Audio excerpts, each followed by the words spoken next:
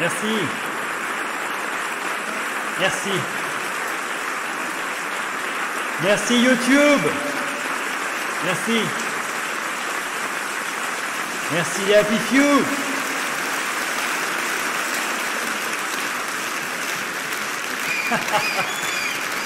Vous êtes dingues. Je vous aime. Vous en voulez une autre? J'ai pas entendu. Est-ce que vous en voulez une autre? Je crois que ça veut dire oui. Alors ok, c'est parti.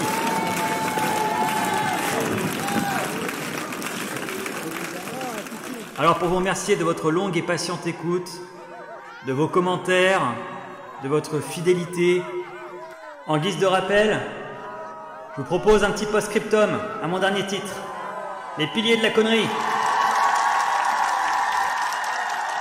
En fait, il s'agit d'un morceau quasi inédit, un morceau oublié d'un de mes anciens albums, Fuck the World. Et ce morceau s'appelait La culture à l'envers. Et pour vous ce soir, les Happy Few, je vais l'interpréter pour la première fois sur scène.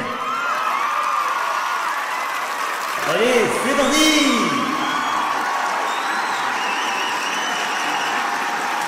Bref, navré pour ce petit ego trip introductif, mais bon, qu'est-ce que vous voulez? Quand on est tout seul face à son micro, au plein milieu de la nuit, vers 3-4 heures du matin, bon, hein, on essaie un petit peu de se tear up comme on peut, hein, de se donner du baume au cœur. Et en tout cas, si vous vous êtes toujours demandé comment c'était dans ma tête, eh bien voilà, vous venez d'en avoir un aperçu. C'est à peu près cette ambiance-là, voilà. Ah, il faut avoir la foi, hein, ici. Je vous dis, si vous ne croyez pas en vous, personne ne le fera à votre place. Hein, donc voilà, votre meilleur public c'est vous-même. Hein. Donc voilà, quand on veut comme ça, regardez, quand on me demande mais comment tu fais pour garder la foi depuis tant d'années, bah voilà, bah c'est ça. Bon, salut les Happy Few, ici Kid Charlemagne, Alexandre, et on se retrouve aujourd'hui pour un pas vraiment podcast, mais plutôt pour une espèce de post-scriptum, comme vient de l'annoncer mon homologue Rockstar, qui ne disait pas que des conneries en fait, hein, parce que en réalité je vous remercie vraiment pour le très chaleureux accueil que vous avez réservé à ce qui a été mon premier podcast depuis un sacré bout de temps, depuis 8 mois environ, je crois. Donc ça a été une très longue interruption. Certains ne s'en sont pas rendus compte, hein, parce que voilà, ça dépend dans quelle ordre vous écoutez les choses ou à quel moment vous me découvrez, etc. Mais voilà, je sais que pour certains, il y a eu une longue interruption des podcasts et ça m'a fait vraiment plaisir de voir en fait que bien, non seulement ce podcast marchait bien, mais que c'était même le meilleur démarrage ever pour mes podcasts. Même au-dessus de celui sur le travail, même au-dessus de celui sur le romantisme, hein, qui était jusqu'à maintenant un peu mes trois meilleurs démarrages, hein, le travail, le romantisme et Paris. Et donc, bah, c'est un comeback réussi, hein, c'est un retour gagnant. Et donc, bah, merci beaucoup ouais, pour votre écoute, hein, votre longue et patiente écoute. Hein, vous êtes vraiment des dingues, hein, vraiment, vous êtes des grands malades. Et puis, bah, merci évidemment aussi pour vos réactions, vos commentaires, hein, pour ceux qui en ont fait, vraiment, ça fait super plaisir. C'est toujours hyper intéressant de vous lire. Je lis tous les commentaires et je prends grand plaisir à les lire. Content que le sujet vous ait plu et intéressé. Alors, je m'exagère peut-être votre enthousiasme, votre réaction positive à ce podcast, mais en tout cas, ce que je ne m'exagère pas, c'est vraiment le plaisir de vous retrouver. Autant, c'est vraiment pas bien de se forcer quand on n'a plus vraiment envie, ou plus d'inspiration, plus l'énergie, ou plus le temps à consacrer à cela, bref, un ensemble de choses comme ça qui fait qu'on ne le sent pas. Autant quand on le sent à nouveau, quand on a un sujet, qu'on est inspiré et qu'on s'y remet, ça fait vraiment plaisir de retrouver cette sensation comme ça, déjà de pouvoir lâcher des choses, hein, s'exprimer, un petit peu sortir des trucs de soi, mais aussi évidemment voilà, comment le proposer, l'offrir et voir que c'est écouté, que ça plaît, que ça intéresse. C'est une sensation hyper agréable comme ça en fait, comme ça de mettre un truc en ligne, dire tiens ça y est, c'est sorti de moi, toutes ces pensées, toutes ces idées là, c'est plus seulement dans ma tête comme ça là, c'est vraiment quelque chose maintenant qui est sorti de moi, qui a été transformé en fait, hein, mis sous forme de podcast et ben voilà, qui arrive jusqu'à vous. Et donc c'est une super sensation, et avec en plus voilà, les commentaires, les retours, qui vont bien au-delà, hein, d'un simple tiens c'était cool, tiens c'était intéressant. Ce qui fait vraiment plaisir, c'est que le côté cathartique que moi je ressens en disant ces choses-là, en les sortant, je le ressens à l'arrivée dans les réactions, les retours que je reçois. C'est-à-dire que vraiment que le truc vous a fait du bien à vous aussi, que ça vous inspire, que ça vous est utile, que voilà, que vous avez de la matière après de votre côté, que le truc vous fait du bien, que vous-même ça vous défoule, que ça vous, je sais pas, exorcise des trucs, parce que des trucs qui peuvent nous énerver, voilà, tous, ce qu'on peut rencontrer, et en fait le fait que, et c'est le but du jeu, hein, de mettre des mots dessus, ça a un effet comme ça, libérateur, cathartique, très agréable. En tout cas, sans fausse modestie aucune, moi je peux dire qu'à titre personnel, je suis très satisfait du podcast. Ça arrive, hein, généralement, d'ailleurs, c'est pour ça que je les mets en ligne, hein. Dieu sait le nombre de podcasts que j'ai jetés à la poubelle. Donc le nombre de fois où je peux ne pas être satisfait, et quand ça s'accumule, ben, ça crée un blocage et une immobilisation de la chaîne. Donc déjà, voilà, c'est agréable de retrouver cette sensation d'être satisfait de quelque chose au point qu'on assume de le mettre en ligne, de dire, bon voilà, je suis content de ce que j'ai dit, ça me va, j'assume, et je trouve ça réussi. Euh, mais là particulièrement en plus parce que je vous fais allusion dans le podcast à un ouvrage, un Psychologie de la connerie, qui a eu un certain succès, qui était sorti, je sais plus, en 2018, un truc comme ça, qui est un ouvrage collectif qui se proposait, alors avec une certaine légèreté, hein, mais voilà, de définir les contours de la connerie, voilà, avec tour à tour des articles, des interventions de spécialistes, hein, des psychologues, des psychiatres, des neurologues, des neuroscientifiques, etc. Voilà, quand même du beau monde, hein, des gens assez qualifiés qui ont l'habitude de manipuler tout ça. Et je vous avais décrit ma déception en lisant l'ouvrage, hein, comme il faut souvent le prévoir pour des ouvrages et qui ont été des best-sellers, c'est généralement pas toujours bon signe, et en plus ils sont collectifs, ce qui peut un petit peu éparpiller le discours, parce que n'empêche, rien ne vaut, comme dans beaucoup de choses d'ailleurs, hein, quand il y a un capitaine à bord et un seul capitaine à bord qui tient un propos cohérent du début à la fin, et même si ça peut être intéressant d'avoir plein de points de vue, c'est plus intéressant quand tous ces points de vue sont récoltés et orchestrés par une seule et même personne. Et là, en fait, la polyphonie, hein, l'accumulation des voix, ne sert pas vraiment l'ouvrage. Mais en tout cas, je vous expliquais à quel point cet ouvrage m'avait laissé sur ma faim et pour moi ne répondait pas à la question, en fait. Si une question était posée, d'ailleurs, quelle était cette question? Mais cette question n'était pas répondue. Et moi, ça, c'est un truc qui me frustre et que je déteste dans les émissions type scientifique ou vulgarisation intellectuelle. Je parlais aussi des émissions de radio, tout ça et tout. C'est les sujets qui sont passionnants, qui sont denses, on se dit waouh, et on a envie d'avoir la réponse. Souvent, c'est pour ça qu'on clique, qu'on ouvre le livre. C'est que vraiment la question nous intéresse et qu'on a envie d'avoir la réponse ou des réponses. Même si on sait qu'il n'y a pas toujours de réponse définitive dans les sciences humaines, en tout cas, il y a quand même des réponses possibles. Et quand il n'y a pas de réponse, mais qu'est-ce que c'est frustrant, on se dit, mais c'est quand même pas possible, 500 pages pour ça, 2 heures, 1 heure pour ça, et pas de réponse en fait. Je suis pas plus avancé, j'ai l'impression qu'il y a eu beaucoup de blabla, mais que ça a parlé dans le vide, que ça a jargonné, et qu'on n'a pas de réponse claire. Répondez à la question, répondez à la question. Et donc moi je sais que c'est un de mes soucis quand je fais un podcast, quitte à y passer du temps, à ce que ce soit long, hein, les podcasts sont longs, mais c'est cette idée de ne pas avoir encore une fois les réponses absolues, définitives et exhaustives, ce n'est pas possible, mais d'avoir des réponses, donner des réponses. Et qu'à l'issue de l'écoute, on est quand même l'impression d'avoir un petit peu avancé dans le sujet, on a un petit peu fait avancer le schmilblick comme on dit. Et c'est pour ça que moi du coup c'est une de mes meilleures gratifications quand je reçois en commentaire ou en réaction de votre part: merci, tu as mis des mots sur les choses, ça a répondu à la question, on a vraiment là des réponses claires, ça a fait avancer le sujet, mais voilà, ça me fait plaisir. Et quand moi j'ai ce ressenti-là, bien sûr aussi, et parce que c'est le but, sinon quel est l'intérêt? Et donc là, avec ce podcast sur la connerie, je ne sais pas si vous avez lu l'ouvrage en question, Psychologie de la connerie, là, dirigé par Jean-François Amion, ou si ça vous intéresserait de le lire, si vous êtes curieux.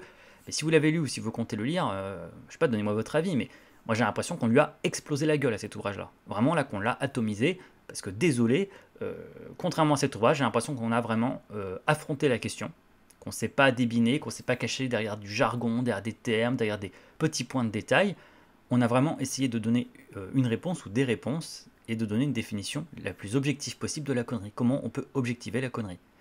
Alors, blague à part, il va vraiment s'agir ici d'une espèce de rappel, voilà, de post-scriptum à mon podcast donc, précédent, hein, celui des piliers de la connerie, alors, auquel je vous renvoie, hein, si vous tombez sur celui-ci que vous ne l'avez pas encore écouté, hein, si ça vous inspire, ça vous motive, mais autrement, bon, vous pouvez très bien apprécier celui-ci sans le contexte spécialement, voilà, hein, il n'y a pas d'impératif absolu à avoir tout écouté. Mais oui, tandis que j'étais en fait en train d'enregistrer donc les piliers de la connerie, quand j'en suis arrivé au chapitre que je consacrais à ce que j'appelais la vanité, ou alors plus précisément dans la vanité, le concept de culture à la négative, culture à l'envers, culture à la négative, Aussitôt, en fait, je me suis souvenu d'un truc que j'avais écrit il y a maintenant quelques années et que je n'avais pas gardé pour moi, hein, que j'avais en fait publié, posté sur ce qui était le blog du Talk Club, hein, qui existe toujours. Hein, je peux même pas dire feu le blog du Talk Club parce qu'il est toujours en ligne. Hein. Si vous tapez Talk Club blog, vous tombez sur le blog du Talk de la chaîne. C'est juste qu'il n'est plus du tout actif parce que voilà, j'ai très vite arrêté de poster dessus. Voilà, bon, bref, il n'a pas été mis vraiment à jour, mais il y a encore les articles dessus. Hein. Et donc oui, je me suis souvenu d'un truc que j'avais posté sur le blog, qui était en fait une espèce de billet d'humeur, d'article un peu comme ça, un pamphlet, hein, vraiment, un truc assez rageux. Bien justement à ce sujet-là, déjà. Hein, déjà, voilà, à l'époque, j'avais eu un petit coup de gueule, comme ça, un petit coup de sang, au sujet de la culture à la négative. Alors pour la curiosité et pour le fun, hein, je suis retourné sur le blog et je suis retourné lire ce que j'avais écrit. Je me souvenais quand même assez bien, hein, de ce que j'avais mis, hein, je me souviens bien de cet article-là. Et oui, en le relisant, j'avoue que sur le coup, j'ai hésité à l'intégrer à mon podcast. Voilà, en fait, d'en faire une espèce comme ça de parenthèse, hein, de dire dans le podcast, bah écoutez, rien de mieux pour parler de ce concept de culture à la négative qui m'exaspère tant, ben, que de vous retranscrire les mots déjà que j'employais à ce sujet-là il y a quelques années. Et donc voilà. Mais comme l'article était assez long, alors, on n'était plus à ça près, hein, le podcast est très long, hein, il dure plus de 6 heures, près de 7 heures. On n'était plus à ça près. Il s'avère, après lecture, finalement, que l'article en question ne dure qu'une demi-heure. Voilà, donc bon, c'est dérisoire par rapport à la totalité. Mais par contre, je trouvais que ça faisait un petit peu digression ou hors sujet, ou que ça cassait un peu le rythme comme ça de la conversation. Donc j'ai renoncé à l'intégrer au podcast. Mais voilà, ça m'est resté en tête en fait quand même. Et donc là, je me suis dit, hein, d'autant plus en voyant que vous avez bien accueilli le podcast sur les piliers de la connerie, je me suis dit, tiens, peut-être que c'est l'occasion d'en faire une espèce de post-scriptum, hein, de bonus, de scène additionnelle. Voilà, on peut dire aussi de post-end credit scene, hein, voilà, pour ceux qui restent jusqu'après le générique. Et donc voilà, hein, et que pour les plus curieux ou les plus affamés d'entre vous, eh bien vous puissiez en fait, profiter de ce supplément et que vous puissiez comme ça découvrir un peu ce que j'avais écrit sur le sujet. Alors peut-être que certains ont déjà lu l'article, hein, peut-être que déjà ceux qui suivaient le blog à l'époque ou qui connaissent l'existence de ce site étaient allés acheter un coup d'œil. Mais bon, voilà, je pense que vous êtes majoritaire largement à soit n'avoir jamais lu cet article, même à n'avoir aucune idée de son existence à la base, et aussi, même si vous l'avez lu à l'époque, en tout cas, ne plus vous en souvenir. Donc bon, écoutez, je vous le retranscris ici. Alors, un petit peu de contexte tout de même avant que je me laisse la parole à moi-même. Donc c'est un article que j'ai écrit en novembre 2018. Et donc c'est un article de blog, donc c'est pas comme certains dossiers ambitieux et longs que j'avais rédigés. Par exemple, j'avais fait un dossier sur le film L'homme irrationnel de Woody Allen avec une mise en perspective par rapport à la philosophie de Schopenhauer et de Nietzsche sur le bonheur, etc. Alors ça c'était vraiment des gros dossiers. J'avais fait un truc sur la musique de Titanic, James Horner, le compositeur. Voilà, ça c'était des choses qui étaient longues, vraiment très très longues, des gros dossiers. Ça, c'était plus dans la catégorie billet d'humeur. Et billet d'humeur dans la tonalité pamphlet. Billet d'humeur parce que c'est vraiment quelque chose que j'avais écrit comme ça, à coup de sang, vraiment comme ça, vraiment sur le coup, dans l'énergie, je crois en une seule nuit. Ça représente, je crois, une dizaine, quinzaine de pages, puisque ça représente une demi-heure de lecture. Donc en gros, voilà, ça doit être à peu près ça, 10-15 pages. Et donc tout est parti en fait d'un coup de gueule, d'un coup de sang, comme ça m'arrive parfois d'en avoir, suite à des remarques que j'avais essuyées, entre guillemets. Alors, pour vous dire, je ne sais même plus vraiment quelle était la source de ces remarques. Je ne sais même plus si c'était des commentaires de random dans l'audience, de personnes qui ne connaissaient pas spécialement, si c'était dans d'autres lives, d'autres commus, ou si c'était sur un Discord ou dans la vie. Je pense que c'est un mélange de tout ça parce que je crois que c'était parce que justement il y avait une petite récurrence de ce genre de remarques. Mais en gros, tout est parti en fait de remarques que j'essuyais concernant eh bien, mes goûts télévisuels ou le seul fait même que je regardais la télévision et les programmes que parfois j'évoquais, que je regardais à la télé. Alors là, en l'occurrence, dans cet article-là, tout était parti apparemment, hein, en relisant, de remarques que j'avais reçues sur le fait que je regardais Danse avec les stars. Et que non seulement je regardais, mais que j'adorais cette émission, que je prenais sa défense. Donc voilà, bon, là le point de départ c'est Danse avec les stars. Mais en fait, ça aurait pu être n'importe quelle autre émission, ça aurait pu être comme ça a repris ces derniers temps la Star Academy, ou alors ça aurait pu, je pense aussi, être L'amour est dans le pré. Hein, L'amour est dans le pré qui est aussi une émission que j'adore vraiment, premier degré, hein, je trouve vraiment cette émission intéressante, amusante, conviviale, Bref, voilà, je trouve que tous les degrés de lecture fonctionnent quasiment. Bon, je pourrais citer encore plein d'émissions. Pour cela, d'ailleurs, je vous renvoie à un podcast hein, qui s'appelle La télé de Kid, où je faisais justement mon petit CV télévisuel hein, depuis l'enfance jusqu'à maintenant. Les émissions qui m'ont marqué, mon rapport à la télévision, ma défense de la télévision, mes émissions préférées. Certaines d'ailleurs dont j'espérais le comeback un jour et qui depuis sont revenues. Par exemple, Yakavate qui compte de Bataille et Fontaine. À l'époque, je disais, j'aimerais trop que ça revienne, ça c'était énorme. Bah, c'est revenu sur C8 avec les mêmes.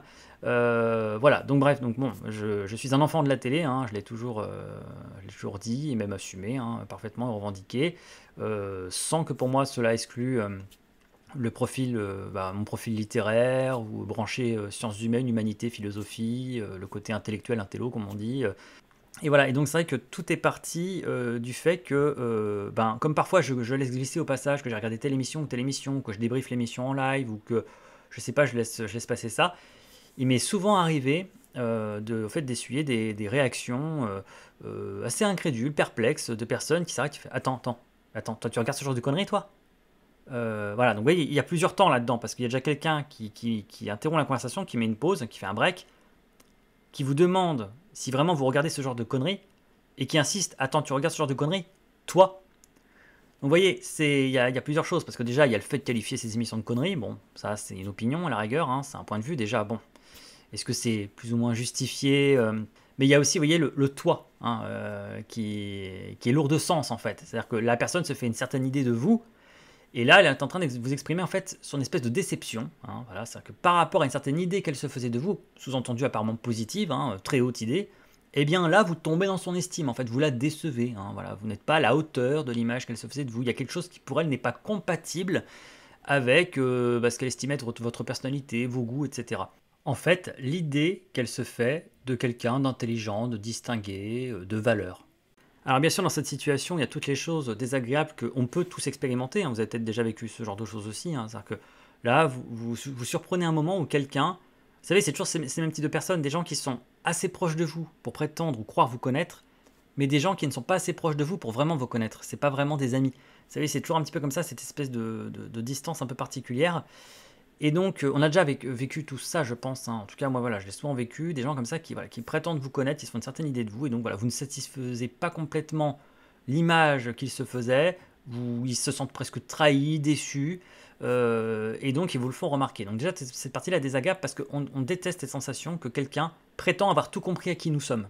Et en fait, vient nous signifier qu'en quelque sorte, on ne correspond pas au rôle qu'ils nous ont attribué, hein, dans la petite case où ils nous ont mis et qu'on en sort et voilà donc c'est bon déjà la situation est assez agaçante hein, voilà presque impolie mais si encore ce n'était que ça je dirais presque que ça irait voilà c'est chiant mais il n'y a pas de quoi en pousser un coup de gueule universel en quelque sorte hein. C'est plus des questions là de relations humaines mais là où ça devient vraiment énervant c'est que comme par hasard ce sont non seulement souvent les personnes qui vous connaissent pas si bien que ça qui sont juste une espèce d'idée un peu stéréotypée de vous mais c'est aussi des personnes qui, paradoxalement, ne sont pas si brillantes que ça. Et c'est là vraiment que le truc devient énervant. C'est-à-dire que vous avez des gens qui, du coup, le temps d'un instant, vous prennent de haut, vous laissent presque sentir, vous signifie que là, tout d'un coup, vous n'êtes plus la même catégorie, vous n'êtes plus du tout sur la même longueur d'onde, vous êtes descendu d'une échelle par rapport à eux. Et là, les personnes à qui on n'a pas du tout demandé leur avis vont le donner quand même et se lancent dans un truc, voilà, de toute façon la télé c'est que de la merde, de toute façon moi la télé je regarde pas, de toute façon je pensais pas que tu serais du genre à regarder la télé, de toute façon quand on est intelligent on regarde pas la télé, de toute façon moi si je regarde la télé c'est que Arte, machin. Et là tout d'un coup on a une espèce de scène très bourdieusienne qui se met en place, voilà, comme ça, de distinction, où la personne comme ça essaie de surafficher, hein, c'en est presque suspect, eh bien son mépris, son dégoût pour la télévision. Et cette personne va donc vous lâcher un petit peu tous les pensifs de la personne qui voilà, veut vous signifier qu'elle ne mange pas de ce pain-là, hein, voilà, qu'elle elle ne touche pas à tout ça, et qu'elle vaut mieux, hein, sous-entendu, et qu'elle attendait mieux de vous, hein, qu'elle pensait que quelqu'un comme vous ne s'abaissait pas à ces choses-là, etc. Donc voilà, qui révèle un petit peu ces hiérarchies, hein, souvent d'ailleurs assez attendues. Bref, c'est beaucoup de je regarde pas ci, je regarde pas ça, je lis pas ci, je lis pas ça, mais au final, on serait bien en peine de savoir ce que ces personnes apprécient, admirent, regardent et lisent. Et possiblement, du coup, peut-être pas grand-chose. Et donc c'est ça en fait que ça trahit, c'est que ces personnes-là font partie donc de celles dont je parlais dans les piliers de la connerie, dans la partie vanité, c'est purement social en fait, c'est purement de l'ostentation. C'est-à-dire que tout fonctionne au crédit social. Si ça ne rapporte rien socialement, ça n'a aucun intérêt. En fait, c'est littéralement du snobisme tout ça, hein. En être ou ne pas en être, hein. Et surafficher, hein, aller dans l'ostentation, la surostentation de nos goûts ou de nos dégoûts pour signifier qu'on en est ou qu'on n'en est pas, hein. C'est le snobisme à l'état pur. Et donc cela n'a rien à voir avec la vérité, la réalité de la personne, en tout cas sa sincérité. C'est purement de la posture, de la pose, de l'affichage. Parce que pour ces personnes, la culture, c'est une monnaie d'échange social, c'est une façon d'exister, de paraître, et l'important, c'est de paraître. Après, ils se disent, personne ne va aller dans les coulisses, personne n'est dans ma tête, peut savoir ce que je sais réellement ou ne sais pas. L'important, c'est pourquoi je passe, comment je parais, et comment je passe à mes propres yeux aussi.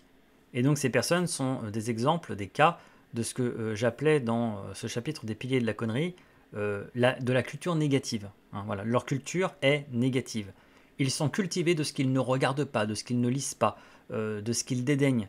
Mais on les entend très peu ou beaucoup moins sur les choses qu'ils regardent, qu'ils lisent, qu'ils admirent. Parce que ça, c'est de la culture positive. Et donc ça impliquerait de connaître des choses et d'avoir des trucs à mettre sur la table. Or, il est possible qu'il n'ait rien à mettre sur la table.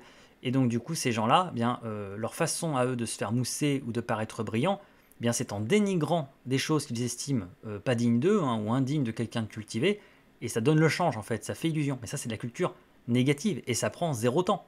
Ça prend zéro temps, puisqu'il n'y a même pas besoin vraiment de connaître, il n'y a pas besoin vraiment de regarder ou de lire, il suffit d'émettre un jugement qui a une connotation, et ça fait le job. Des gens, du coup, un peu naïfs ou un peu impressionnables, vont tirer des conclusions et se dire: ah, mais si cette personne n'a pas de télé ou regarde pas la télé, ah ouais, c'est comme quelqu'un, attention, peut-être qu'il lit, ou je sais pas, c'est raffiné. Ah, si cette personne-là n'aime pas ce genre d'émission, ah ouais, d'accord, c'est que doit être plutôt branché sur cet autre genre d'émission, ah ouais, quand même. Ah oui, attention, si c'est quelqu'un qui regarde plutôt en VO, qui déteste la VF, ah ouais, d'accord, on est sur quelqu'un quand même, voilà. Et ça ne coûte rien, en fait, ça ne prend aucun temps, c'est purement déclaratif, et ça fait son petit effet. Alors, dans mon cas, mais dans celui sans doute de pas mal de personnes, moi, il m'a souvent semblé, justement, précisément parce que ces personnes-là, je savais très bien qu'elles n'étaient pas si instruites, si cultivées ou si intelligentes que ça.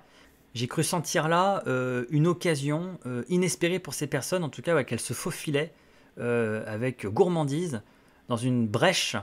La formule qui m'est venue en tête à chaque fois, c'est: ah, là, ça y est, la personne s'est dit, je vais me faire Alex. Je vais me faire Alex. Et parfois, c'est encore plus le cas en effet de groupe quasiment. C'est-à-dire que vous avez un groupe comme ça de personnes qui sont ni complètement éloignés de vous, pas des inconnus, mais en même temps pas si intimes ou proches de vous. Et peut-être qu'ils ont la sensation qu'ils ont rarement l'ascendant intellectuel ou culturel sur vous. Et là, vous avez dans leur système de valeurs à eux baissé la garde. En tout cas, vous avez laissé paraître un point faible, un talon d'Achille, une faiblesse. Et ils y voient une occasion en or, inattendue, inespérée, trop rare, de vous dominer, entre guillemets, en tout cas de prendre l'ascendant, éventuellement même de vous, entre guillemets, de vous humilier, de renverser un rapport de force, en tout cas d'en profiter. Et donc ça peut arriver tout particulièrement avec des personnes qui, à tort ou à raison, en tout cas elles, d'elles à elles, se font des complexes en fait, sont complexées en réalité, et essaient de compenser des complexes, et sont à l'affût, guettent les moments de faiblesse des autres, pour s'offrir en fait un petit moment comme ça de domination, et bien en fait de vous faire passer pour un con, et surtout plus important que faire passer les autres pour des cons, elles se faire passer pour des personnes brillantes et intelligentes, à peu de frais. Et là, tout d'un coup, c'est le moment de la revanche. Elles ont une occasion rarissime, elles n'en reviennent pas elles-mêmes, d'inverser les rôles et de vous faire passer pour l'abruti, pour l'imbécile, et elles de se faire mousser, de se grandir.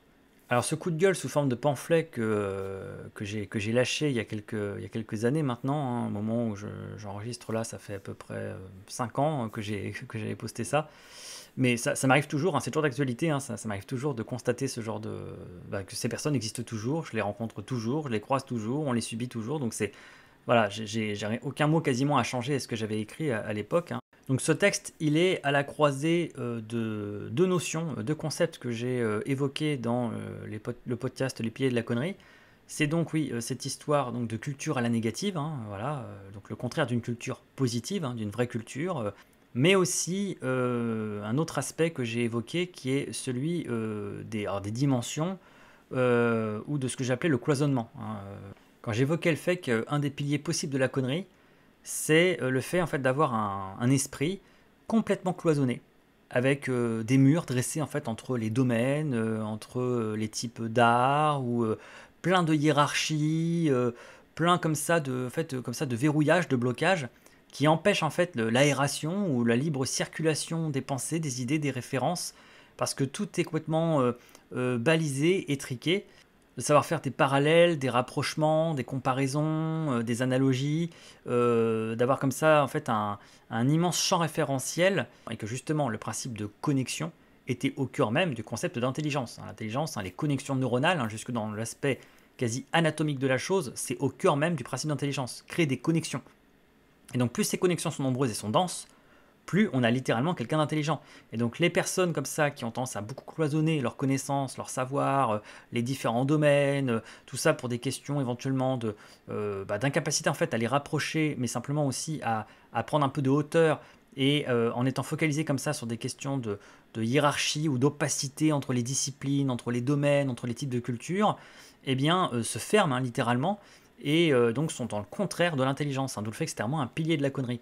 Donc, quand on croise à la fois eh bien, ce verrouillage, ce cloisonnement, qui est le contraire de l'ouverture d'esprit, des connexions et du fait de traverser les dimensions, les différentes dimensions, et de l'autre, qu'on ajoute à ça une culture négative, justement, parce que il y a beaucoup de choses en fait qui sont mises comme ça au rebut, qui sont considérées comme indignes, bannies, on ne mélange pas les torchons et les serviettes, qui vont pas avec ci, qui vont pas avec ça.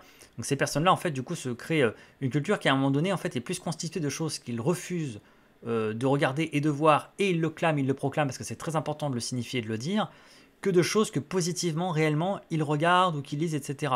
Et donc ça crée cette culture à la négative, mais qui est parfois symptomatique justement de ce snobisme en fait latent, du fait qu'ils sont obsédés par l'image que renvoient d'aimer telle ou telle chose. En fait, ils font passer la connotation, et je parlais aussi de la connotation, ils font passer la connotation avant leur sincérité, leur émotion, voilà, vraiment ce qui les intéresse, peu importe ce qu'en pensent les autres ou ce que ça signifie ou les connotations qui s'y rattachent. Tout est avant tout une affaire d'effet. Donc vous voyez, on n'est pas très loin de la distinction de Bourdieu. La connotation, pour moi, c'est ce qui précède tout juste l'effet de distinction. Bref, voilà, c'est en raison de cette relation et de ce caractère quasi illustratif sur ces deux aspects importants du podcast sur les piliers de la connerie que je trouvais éventuellement pertinent et intéressant de partager avec vous donc cet article que j'ai écrit il y a quelques années et que je vais donc vous lire ici. Ce qui sera l'occasion pour vous de constater au passage que c'est une bonne chose que je refuse d'écrire mes podcasts, ce qui en plus serait infaisable parce que ce serait trop long, et ce serait voilà, l'équivalent d'écrire un bouquin entier. Mais en tout cas, que je fais bien d'improviser, de garder ce ton spontané, parce que c'est beaucoup plus naturel et agréable, et vous allez voir que là, le mode lecture, c'est quand même très différent. Voilà. Donc là, bon, pour le coup, je vais lire mon texte. Je vous dis, il y en a pour à peu près une demi-heure. Voilà, c'est un texte d'environ 30 minutes, ça va faire 10-15 pages. Et donc ça vous donnera peut-être aussi un aperçu de la façon dont j'écris, encore que là, c'est un exercice un peu particulier, c'est pas du roman, c'est pas de la fiction, c'est même pas un essai normal, au sens un peu étoffé, développé, et puis aussi posé, calme du truc. Là c'est un pamphlet, c'est vraiment un coup de gueule, c'est un billet d'humeur, et ça se sent, un billet de mauvaise humeur même. Bref, voilà, sans plus de préambule, et il manquerait plus qu'il soit plus long que le texte lui-même, ce serait un comble. Je vous laisse avec ce texte bonus en guise de post-scriptum au pilier de la connerie, concernant en particulier les thématiques de la culture négative et du cloisonnement. Contre ceux qui jettent le bébé avec l'eau du bain, ou contre les brillants esprits qui se targuent de rayer un média entier, la télé, de leur carte culturelle par pure coquetterie intellectuelle. De la culture à l'envers, ou de la culture négative. Les geeks, les hipsters et les bobos, ces trois types sociaux en vogue qui se partagent l'essentiel de la carte du prétendre, à des extrémités bien distinctes, d'habitude antagonistes, se sont trouvés quelques ennemis communs contre lesquels faire front. Convergence des luttes. L'un de ces ennemis déclarés et si facile, c'est évidemment la télévision. En particulier la chaîne qui, par son historique, son statut de première d'Europe et de favorite de la génération précédente, plus que par son contenu, en incarne toute l'horreur repoussante. TF1. Concernant le cas précis de Danse avec les stars, qui ne sera ici qu'un point de départ et un prétexte à un propos plus général, je renvoie à l'article suivant où j'ai soigneusement répertorié les plus belles prestations pour démontrer la qualité artistique du programme. Un format initialement anglais, exporté dans le monde entier avec succès, mais bien créé initialement par la BBC. L'historique chaîne britannique de Doctor Who, de Sherlock, de Downton Abbey et autres excellentes séries que les geeks, bobos BCBG, nécessairement anglophiles, arbitres du bon goût, vénèrent tant à juste titre. Voilà un petit cas de conscience que je leur laisse méditer, eux qui se disent si friands de casse-tête. Petite blague du même goût, que je jette à la figure de leur ignorance crasse concernant la structure des médias qu'ils aiment tant dénigrer. TF1, ce n'est pas qu'une chaîne.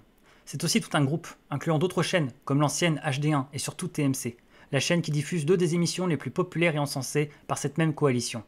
Burger Quiz et Quotidien. Rendez-vous phare de la jeunesse geek et bobo. Regarder TMC ou HD1, c'est comme regarder TF1. Je laisse leur scrupuleuse conscience de spectateurs immaculés se dépatouiller avec cela. Sans compter les nombreux films, édités et distribués par TF1 Vidéo, dont The Hours, 2003 de Stephen Daldry, un chef-d'œuvre oscarisé, l'un des films les plus littéraires, intellectuels, féministes jamais réalisés, ou, pour citer une référence qui leur sera sans doute plus familière et sympathique, Les Kill Bill, 2003-2004 de Quentin Tarantino. Faut-il donc boycotter le DVD du film, au risque de se voir odieusement contaminé par la vermine TF1, bonne qui a diffusé de la merde? Les dieux de l'ironie s'esclavent déjà. Le règlement de compte contre TF1 est plus générationnel que profondément idéologique. Le spectre de la télévision à papa obsède ces éternels jeunes, qui ne se voient pas vieillir eux-mêmes. On croirait les 68 arts contre l'ORTF des années de Gaulle. Rien que ça. Mais diable, quel âge mental peuvent bien avoir ces gens se réclamant, comme tous les vrais enfants, d'une si grande maturité intellectuelle? À quel niveau de régression mentale peuvent-ils en être pour éterniser ainsi leur crise d'adolescence jusqu'à la trentaine bien entamée? Et quelle atteinte croient-ils porter, quelle infantile punition croient-ils infliger à papa et maman par leur bouderie puérile, en balayant d'un capricieux revers de main 168 heures de programmation par semaine multipliées par autant de chaînes qu'ils peuvent en bannir, préférant passer aux oubliettes n'importe quelle émission qui, indépendamment de son contexte, pourrait leur plaire et leur correspondre, plutôt que de s'attarder un instant sur ce qui n'est qu'une chaîne. Un canal de diffusion gratuit, moyennant un peu de réclame, dont l'on va et vient en toute liberté, son libre arbitre, son propre jugement et son bon plaisir, via une télécommande obéissant à une simple pression du doigt. Que cherchent-ils à prouver? Ah oui, qu'ils font partie des conscientisés, de la jeunesse alerte et intelligente, à qui on ne la fait pas, insoupçonnable de la moindre petite adhésion ou interférence avec l'axe du mal, que sont méli-mélo, les grands médias, le pouvoir en place, la diabolique droite, la finance, le capitalisme, le patriarcat, et je ne sais quelles autres entités maléfiques, toutes incarnées en un seul et même être, mystérieux, comme une chimère mythologique et monstrueuse, aux contours aussi innombrables que vagues, le beauf, et son célèbre alias que l'on ne présente plus, le con de droite. Une corporation dont ils passent davantage de temps et gaspillent toute leur énergie à se défendre d'appartenir, plutôt qu'à réellement la combattre. Un seul but, ne pas en être. Mais pour être quoi à la place? On ne sait pas très bien, mais surtout ne pas en être. Et cela justifiera tous les plus hâtifs et grossiers sacrifices culturels, toutes les autocensures les plus affectées, les boycotts les plus ridicules. On a peur de mouiller son talon dans le Styx, alors on s'ampute la jambe par précaution, et on parade dans toute la glorieuse infirmité de sa culture méticuleusement circonscrite, comme un membre gangréné, aux contours grossièrement tracés, au coup de crayon par un chirurgien de cuisine. Quel encombrant et tapageur petit comité de censure a élu domicile dans ces cerveaux malades et narcissiques qui ne savent se contempler qu'à travers les yeux d'autrui. Se surprendre en train de faire, dire, voir, approuver quelque chose qui sort de la zone verte, et les alarmes s'enclenchent. Il faut se corriger, fissa, au risque de passer pour ce qu'on est peut-être, l'absence absolue d'intégrité intellectuelle incarnée. Rayer un média entier de son paysage culturel, de son existence, et surtout en être fier, parader avec cette idée comme une médaille de mérite, en tirer de la vanité, en faire attester sa valeur intellectuelle, une aberration et une contradiction dans les termes. Que faudrait-il penser de quelqu'un qui, avec la même fatuité, clamerait avoir banni complètement un autre média? Le cinéma? La littérature? La presse? La radio? Internet pendant qu'on y est? Chacun de ces médias compte autant, sinon plus, de ratés et d'éléments médiocres. Comme c'est commode de se dispenser de toute curiosité et de tout effort de trouver ce qu'il pourrait y avoir de meilleur au nom de tout ce qu'il pourrait y avoir de pire. Alors quoi? On tourne le dos à la littérature entière parce que bien des imposteurs comme cette serpillière de Christine Angot la polluent avec leur torche au cul? On claque la porte au cinéma parce qu'il existe des nanars et autres navets? On renonce à Internet parce que 80% en est constitué de pornographie médiocre, de mèmes débiles et de forums de haine? Mais mon Dieu, blasphème, je mets donc la télévision sur le même plan que la littérature, le cinéma, la peinture, la musique, qu'Internet. En tant que média, et comment? La télévision n'est pas dans un pied état que notre littérature ou notre cinéma. Elle n'a simplement pas la précieuse carte du bon paraître. Mais il est aussi abusif et inepte de la bannir complètement au nom d'une poignée de programmes ou d'un monceau de préjugés qu'il serait de le faire pour tout autre média. Et c'est pourtant ce que tant font. Non pas seulement toute impunité quant à leur crédibilité intellectuelle, mais même avec la garantie de l'avoir valorisée. Une aberration. Comment peut-on se croire génial en reniant une source entière d'informations, de culture, de regard sur le monde, de divertissement? Un gros mot, se divertir, mais non, quelle idée! On allume la télé que pour méditer sérieusement et se cultiver, c'est bien connu. Il n'y a aucune fierté, sinon mal placée et indécente, à supprimer un pan de culture de sa vie. Quand bien même on s'y résout, un tel forfait n'engage qu'une attitude, se faire petit, la jouer modeste, très modeste, et éviter de se vanter comme d'un acte héroïque de ce qui n'est qu'un acte de désertion et d'abandon. De ne pas faire passer pour une marque de grandeur d'esprit ce qui ne fait qu'en attester l'étroitesse. Car tout acte consistant à bâtir un mur plutôt qu'en abattre n'est rien d'autre que cela. Une culture à la négative. Quel concept! Ma culture vaut par ce que j'en ai exclu. Certes, choisir, c'est exclure. Et nos exclusions sont lourdes de sens et comptent. Et revendiquer, motiver, argumenter, elles peuvent être intéressantes. Mais si, et seulement si, elles trouvent un écho et un fondement dans nos choix, qui en sont la réciproque positive dans notre culture positive. Seul un choix révèle et valide une omission. Une succession d'omissions, sans aucune élection, ne constitue qu'une accumulation de vide sans matière pour la révéler. À quoi ressemblent ces abstinents de la culture, dont la culture négative ne consiste qu'à ce qu'ils lui ont soustrait, et qui ne justifie d'aucune réelle culture positive? À de minables petits morceaux de gruyère, occupés à compter leurs trous au lieu de s'employer à les combler, et croyant que toute leur saveur vient du vide et non de leur matière fermentée, et ma foi bien puante. Cette culture légitime dont ils passent leur temps à vanter les mérites, à se réclamer, et à déplorer l'absence sur les médias vulgaires, prend étrangement quelques vacances lorsqu'il s'agit d'en discuter avec eux. Impossible pour moi, la plupart du temps, de parler de mes passions, littérature et cinéma pour ne citer qu'elles, sans devoir alourdir mes interventions d'interminables préambules et autres introductions pour expliquer de quoi il s'agit, dès lors que je m'aventure dans les classiques ou dans un cinéma hors des sentiers battus. Étrange dans ce monde rempli de gens si instruits, délicats et finement cultivés, consacrant tout leur temps libre, bien dégagé grâce à l'élimination de l'odieuse et chronophage télévision, au replay d'Arte, à des lectures de qualité, aux documentaires, quand ils ne fréquentent pas les conférences et les musées bien sûr. Comme il serait moins ridicule, tellement plus noble, respectable et même louable, que quelqu'un reconnaisse tout simplement ses lacunes et ne cherche aucunement à rabaisser une culture pour non seulement en excuser l'absence chez lui, mais plus encore, faire de cette lacune même une marque de haute culture, sans preuve positive d'une quelconque autre pour la balancer. Toujours les mêmes jugements simplistes et unilatéraux, sur la télévision, sur la VF, la politique, tel type de film, de musique, de littérature, les mêmes idées, presque des éléments de langage d'individu en individu pourtant non liés les uns aux autres, comme dans les partis politiques les plus organisés, où une doxa stricte détermine ce qu'il faut aimer ou pas, dire ou pas, penser ou pas.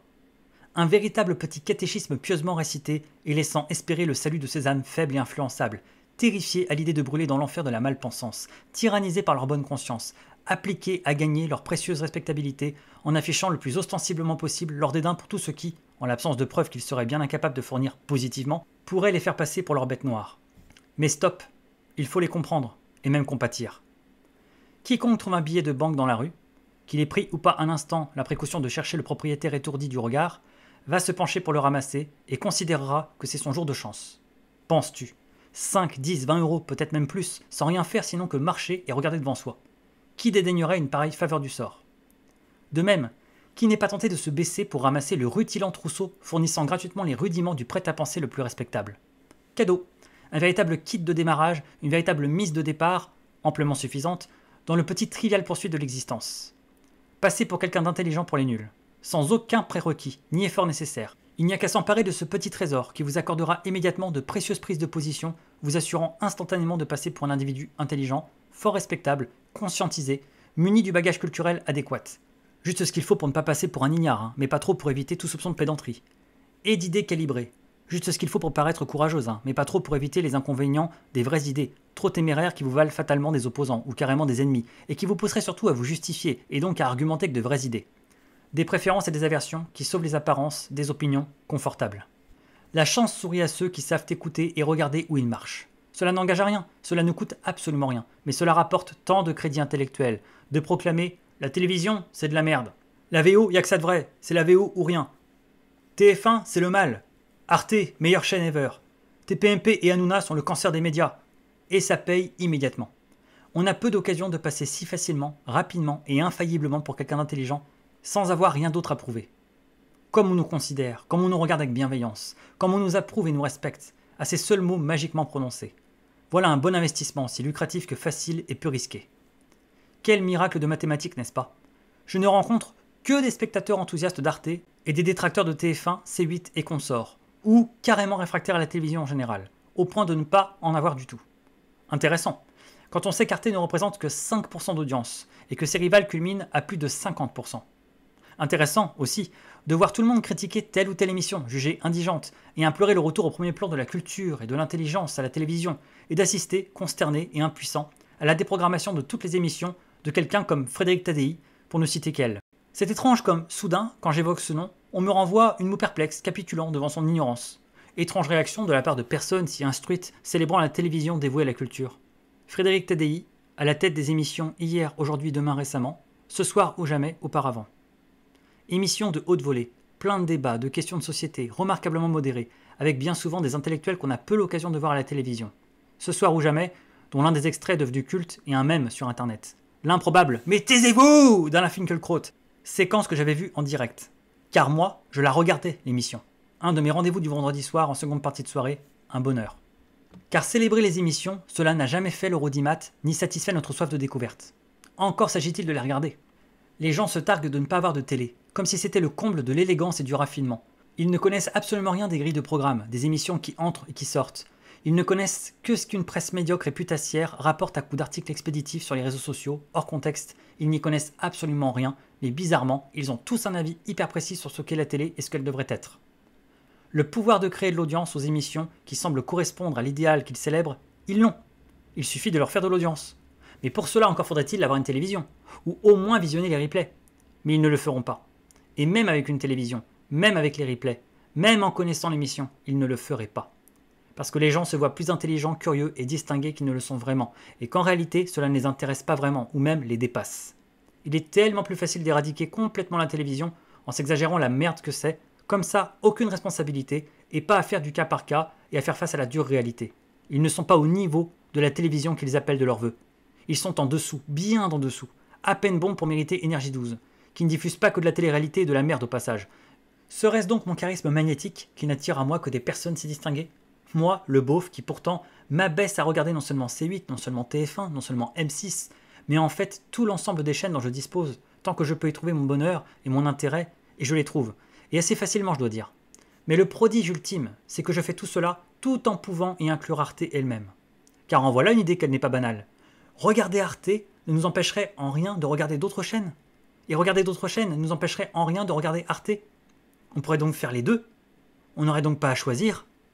Mais alors, si les gens bien sont ceux qui regardent Arte, et les beaufs tous les autres qui regardent les autres chaînes, mais que serait donc quelqu'un qui regarderait un peu de tout ? Je suis perdu. Bug system. Erreur 404. Tous les fondements de mon manichéisme intellectuel sont en train de trembler et menacent de s'effondrer. Les choses pourraient donc être plus compliquées que cela. Moi qui croyais qu'Arte passait tout le temps des trucs géniaux et passionnants. C'est Arte quand même. Et les autres chaînes, tout le temps des trucs débiles, avilissants et sans intérêt. L'esprit de sérieux continue de sévir et son ennemi de toujours, c'est évidemment le divertissement.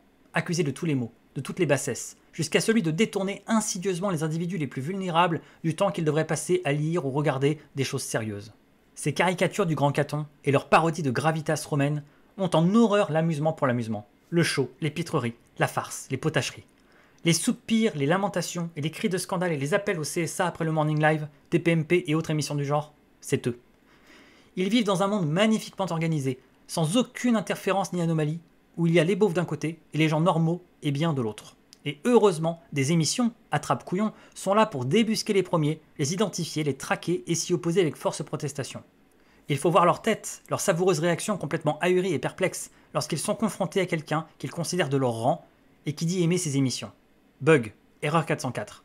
Mais comment peut-on aimer la littérature classique, la philosophie, la sociologie, la psychologie, l'histoire, la conversation, et pour autant aimer aussi les émissions de divertissement, les happenings, les farces et l'humour potache. Pourquoi pas aussi le karaoké et Disneyland pendant qu'on y est ? Mais qu'est-ce que ça leur enlève ? Pourquoi ce braquage comme si cela menaçait directement quelque chose en eux ? Indice en bas de votre écran. Parce qu'ils ont trop à prouver. Et s'ils ont tant à prouver, c'est parce qu'à force de construire une culture à la négative, constituée uniquement d'une soustraction de tout ce qu'ils jugent indigne et illégitime, et cela tout en ne construisant rien de positif, ils sont gravement endettés envers eux-mêmes. Leur couverture ne tient qu'à un fil. Seul quelqu'un de vraiment confiant, sûr de lui, assis solidement sur une vraie culture positive, a la conscience assez tranquille et l'esprit assez décomplexé pour s'autoriser d'insouciantes récréations sans avoir à craindre un instant pour sa crédibilité ou sa valeur. Ce n'est pas quelques émissions qui vont remettre en cause ou fragiliser tant de travail. Mais tous ces pretenders, eux, sont à poil et ils le savent. Ils n'ont pas d'appui assez solide, de base assez ferme. Ils ont encore trop à se prouver pour qu'un moment de laisser-aller ne menace pas de fêler le masque et renverser le lamentable château de cartes, toutes de belles paroles, d'affêteries et de postures qu'ils se sont construits. Les imposteurs du bon goût, les usurpateurs de la pensée, les tartuffes de la culture, les charognards de la bien-pensance, à l'affût du moindre billet gagnant traînant par terre, sont partout et légion. Ils savent parfaitement quoi dire comme banalité admise pour se faire mousser, se donner des airs d'intelligence et de fréquentabilité à peu de frais, et on les reconnaît parce que, le tact et la subtilité étant réservés aux véritables intelligences, ils en font des caisses, ne retouchent même pas les phrases et autres idées toutes faites qu'ils empruntent et trouvent sous le talon de leur godasse, et s'appliquent, avec un zèle suspect, à dénigrer ce qu'il est de bon ton de dénigrer, tout en affectant des airs de ceux qui se risquent à aller contre la pensée commune avec des unpopular opinions, des moutons de panurge qui se font passer pour des bergers et arrivent à se convaincre eux-mêmes qu'ils en sont. Le beurre, l'argent du beurre, le cul de la crémière, mais surtout ne pas se salir les mains à perdre son précieux temps de cerveau disponible, revendiqué à si grand renfort de protestation et de dignité, à se faire crémier. C'est que la culture, entendons la culture positive et non la négative, qui s'obtient sans effort et à peu de frais sur le dos des autres, c'est comme tout en somme. Cela se mérite. Et comme toutes les choses qui ne s'achètent pas, cela s'obtient par le travail. Et tous ceux qui veulent jouir des avantages les plus superficiels, se faire mousser, paraître, se donner l'air intelligent, mais qui ne sont pas prêts à lui consacrer beaucoup de temps, de passion, d'espace disque et d'efforts, sont des usurpateurs et des tricheurs. On veut un corps d'athlète et une forme olympique? Pas d'échappatoire. On peut prendre toutes les pires saloperies pour esquiver l'effort, il faudra forcément s'astreindre à un effort régulier, à un entraînement rigoureux, à une hygiène de vie faite de discipline, de privation et de contraintes. Plus encore que les prédispositions, c'est la motivation et le travail qui font la différence et départagent. Clin d'œil amusant et savoureux du vocabulaire, le bodybuilding est aussi désigné par le terme culturisme. Un de nos faux amis à l'anglaise, sur lequel n'ont pas manqué de jouer certains humoristes pour moquer les idiots qui y voient l'art de se culturer, à la manière de l'éclectisme, qui, c'est bien connu, est un sport bien fatigant. Tout le monde n'a pas vocation à être sportif.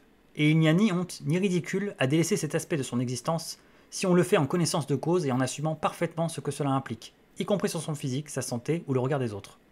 Le ridicule serait chez quelqu'un qui, tout en ne voulant fournir aucun effort, voudrait toutefois en récolter les lauriers, quitte pour cela à recourir à de pathétiques subterfuges, comme de rembourrer ses vêtements ou de porter des prothèses, ou s'improviser coach sportif en n'appliquant absolument aucun des préceptes qu'il prétend enseigner. De même, il n'y a ni honte ni ridicule à délaisser les humanités, les lettres, la culture, si ce n'est pas là notre vocation, que nos priorités, notre épanouissement et nos intérêts sont ailleurs. Mais dans ce cas, pourquoi cette obstination à s'en mêler avec tant de gravité? À prendre des grands airs, à juger ce qui est légitime ou pas? Pourquoi se comporter comme quelqu'un pour qui tout cela a une réelle importance ou qui y consacre sa vie, comme c'est mon cas ou celui de bien d'autres? C'est difficile, long, très long, chronophage, et lent, très lent, laborieux, exigeant, presque un métier et l'œuvre de toute une vie de se construire une culture et un esprit. Comme on se construit un corps, le cerveau est un muscle, on le sait. Il se stimule, s'entraîne et se perfectionne. Tout ce qu'il faut lire, voir, comparer, explorer, aller fouiller à la source, la vulgarisation et les sources secondaires montrent très rapidement leurs limites et ne sauraient constituer une authentique et solide culture à proprement parler, ne pouvant que pousser à répéter comme un perroquet les discours tout réchauffés qu'on a assimilés ça et là. Les cours, les manuels, les résumés, les articles n'apprennent que le discours d'escorte des œuvres, mais rien ne peut remplacer leur appréhension directe par notre esprit et notre subjectivité. Développer une échelle de valeurs avec nos amours, nos haines, nos préférences, nos réticences, nos convictions, nos prises de position artistiques et intellectuelles, quelles qu'elles soient, des intuitions pouvant se muer en hypothèses, des idées, de l'imagination, de la méditation, et du temps d'abord, et surtout du temps, une quantité monstrueuse de temps. Assurément, il est tellement plus facile et rapide, et cela semble rapporter tout autant, ou bien assez, de se construire une intelligence non pas positive, mais à la négative. Je suis intelligent de ce que je ne regarde pas, de ce que je ne lis pas, de ce que je n'écoute pas, de ce que je rejette, condamne et dénigre. De là, déduisez comme je dois être cultivé et brillant. Une intelligence complètement virtuelle, théorique, fantasmée, usurpée, aussi abstraite que l'est un billet de banque par rapport à un lingot d'or, de la fausse monnaie, pure et simple. Mais à ces faux monnayeurs, demandez-leur de faire positivement preuve de cette intelligence dont ils se réclament. Demandez-leur de développer non pas ce qu'ils reprochent d'ignorer, mais ce qu'ils savent, eux. Non pas ce qu'ils reprochent de regarder, mais ce qu'ils regardent, eux. Non pas ce qu'ils estiment indigne d'être lu, mais ce qu'ils lisent, eux. Non ce qu'ils condamnent, mais ce qu'ils honorent. Non ce qu'ils attaquent, mais ce qu'ils défendent. Si vous les brusquez assez pour faire tomber le masque de la bien-pensance et du prêt-à-penser, vous mettrez au jour et découvrirez non pas ce qu'ils pensent être, mais ce qu'ils sont en fait. Bien peu de choses en vérité. Perdus et à court de mots, dès qu'on leur confisque le petit dictionnaire des idées reçues dont ils ne se séparent jamais. La Bible de ces petits fanatiques du bien-penser. À l'article con, ils trouvent le si réconfortant « le con, c'est l'autre ». Leur esprit, apatride, erre quelque part dans un no-funds-land, un grand rien sceptique. Le scepticisme, ils adorent, tellement pratique, ou comment se donner des airs permanents d'esprit critique, de prudence intellectuelle, de vigilance morale, d'éternelle remise en question, tout en n'ayant jamais à risquer aucune réponse ou à soumettre la moindre idée. L'école de Pyrrhon, dont ils ignorent tout jusqu'au nom, ils en ont fait leur école philosophique, en toute ignorance de cause, et même une méthode, la zététique. Rien que ce terme à la sonorité ridicule, évoquant une sous-espèce de diptère et autres insectes volatiles et nuisibles, est tout un programme. Des parodies du penseur de Rodin, en proie au fameux doute cartésien pour toute contenance. Mais qui, contrairement aux philosophes, omettent de passer à l'étape immédiatement suivie par ce dernier, s'empresser de reconstruire de nouvelles certitudes saines et fiables sur cette tabula rasa intellectuelle. Je pense donc je suis, le cogito, comme il peut rassurer nos plus illustres idiots. À tous ceux pour qui penser est attesté par le seul fait de s'entendre parler mentalement et de pouvoir développer quelques raisonnements à la portée de tout être humain normalement constitué, le change est donné. Le temps que ces Don Quichotte de l'esprit critique passent à questionner, examiner, disséquer, arroser de suspicion la moindre manifestation de pensée ou de discours chez autrui, à prétendre alerter les consciences et leur fournir des armes contre des ennemis aussi inoffensifs et futiles que des moulins à vent, ils le gagnent à ne surtout pas élaborer les leurs. Qui pour vraiment considérer les platistes et autres ridicules complotistes comme un danger ou un véritable sujet digne d'être discuté? Ah mais oui, comme on se sent instruit et brillant en se frottant à la bêtise des plus démunis que nous mentalement. Inspecteurs des travaux finis de la pensée, ils s'en prétendent les gardiens, alors qu'ils n'en sont que les soubrettes, pris d'une espèce de frénésie hygiéniste à vouloir tout passer à la javel et à l'antiseptique, avec la serpillière qui leur sert de langue et le seau à merde qui leur sert de tête. Ni parents ayant souffert et saigné pour mettre au monde une pensée de leur conception, pas même maïoticiens ayant veillé et sué pour aider à les faire naître, ils ne sont que la bonne à tout faire qui passe après la délivrance intellectuelle pour nettoyer la salle d'accouchement, encore toute souillée des excréments d'idées inévitablement relâchés dans l'effort pour en enfanter une belle et toute neuve. Et voilà que ces étrons orphelins, ils les inspectent, les palpent et les reniflent, comme si c'était là le nouveau-né. Ils ont trouvé un sujet d'étude à leur hauteur. Ces billets gagnants, tendus par la séduisante opinion publique, ils rapportent tellement pour la bonne opinion de soi, qui est en fait celle des autres sur soi, on le sait. La respectabilité sociale, l'éthos et la bonne conscience. Qui eût cru que sans même avoir commencé à réfléchir, lire, penser et se donner la peine de regarder quoi que ce soit, juste en excluant des œuvres, des émissions et des médias entiers de sa vie, on pouvait, sans plus d'efforts, parcourir la vie et la société avec un si solide pactage, à vrai dire bien suffisant, en paix avec sa conscience et celle des autres, confiant dans sa valeur intellectuelle et dans la douce certitude d'appartenir aux esprits éclairés et éveillés, l'axe du bien, à ceux qui ne sont pas dupes, à ceux qui peuvent se réclamer d'un esprit critique affûté et toujours disposé à réciter sa leçon. Il n'y a plus qu'à poursuivre sa petite vie sans s'occuper davantage de tout cela. Il y a quand même des choses plus importantes, le boulot, l'argent, le sexe, la fête, et de ne pas oublier de donner le change, en jouant les redresseurs de tort vigilants dès qu'on surprend un comportement culturel suspect ou illégitime. Que c'est bon de veiller jalousement sur un temple prestigieux dont on n'a pas à suivre les cultes fastidieux et contraignants. Qu'ils ont l'air austères et malheureux, ces espèces de moines solitaires aux sourcils froncés et aux idées obscures, comme sortis d'un roman gothique de Lewis. Mais quoi? En ai-je bien vu un se détourner des saintes écritures classiques, abandonner un instant l'illustre tombeau de son écrivain de cœur, pour s'amuser, se divertir, oser se mêler à la plèbe sur la place du marché et rire de concert avec elle devant une farce? Il ne saurait en être question.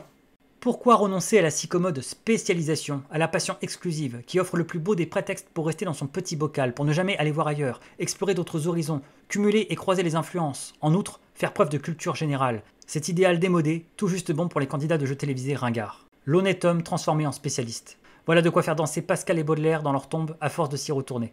Avec le temps que ça prend, les limites que cela fait franchir, sans compter le risque de s'enticher d'un domaine qui ne rapporte absolument aucun crédit intellectuel et social, voire même nous marginalise, nous ringardise, nous décrédibilise, ou fragilise ceux qui nous valent de l'intérêt, ou pire encore, nous conduisent sur les terres profanes de la culture non légitime, du bas divertissement, ou du milieu conservateur, ou des références communes aux générations précédentes.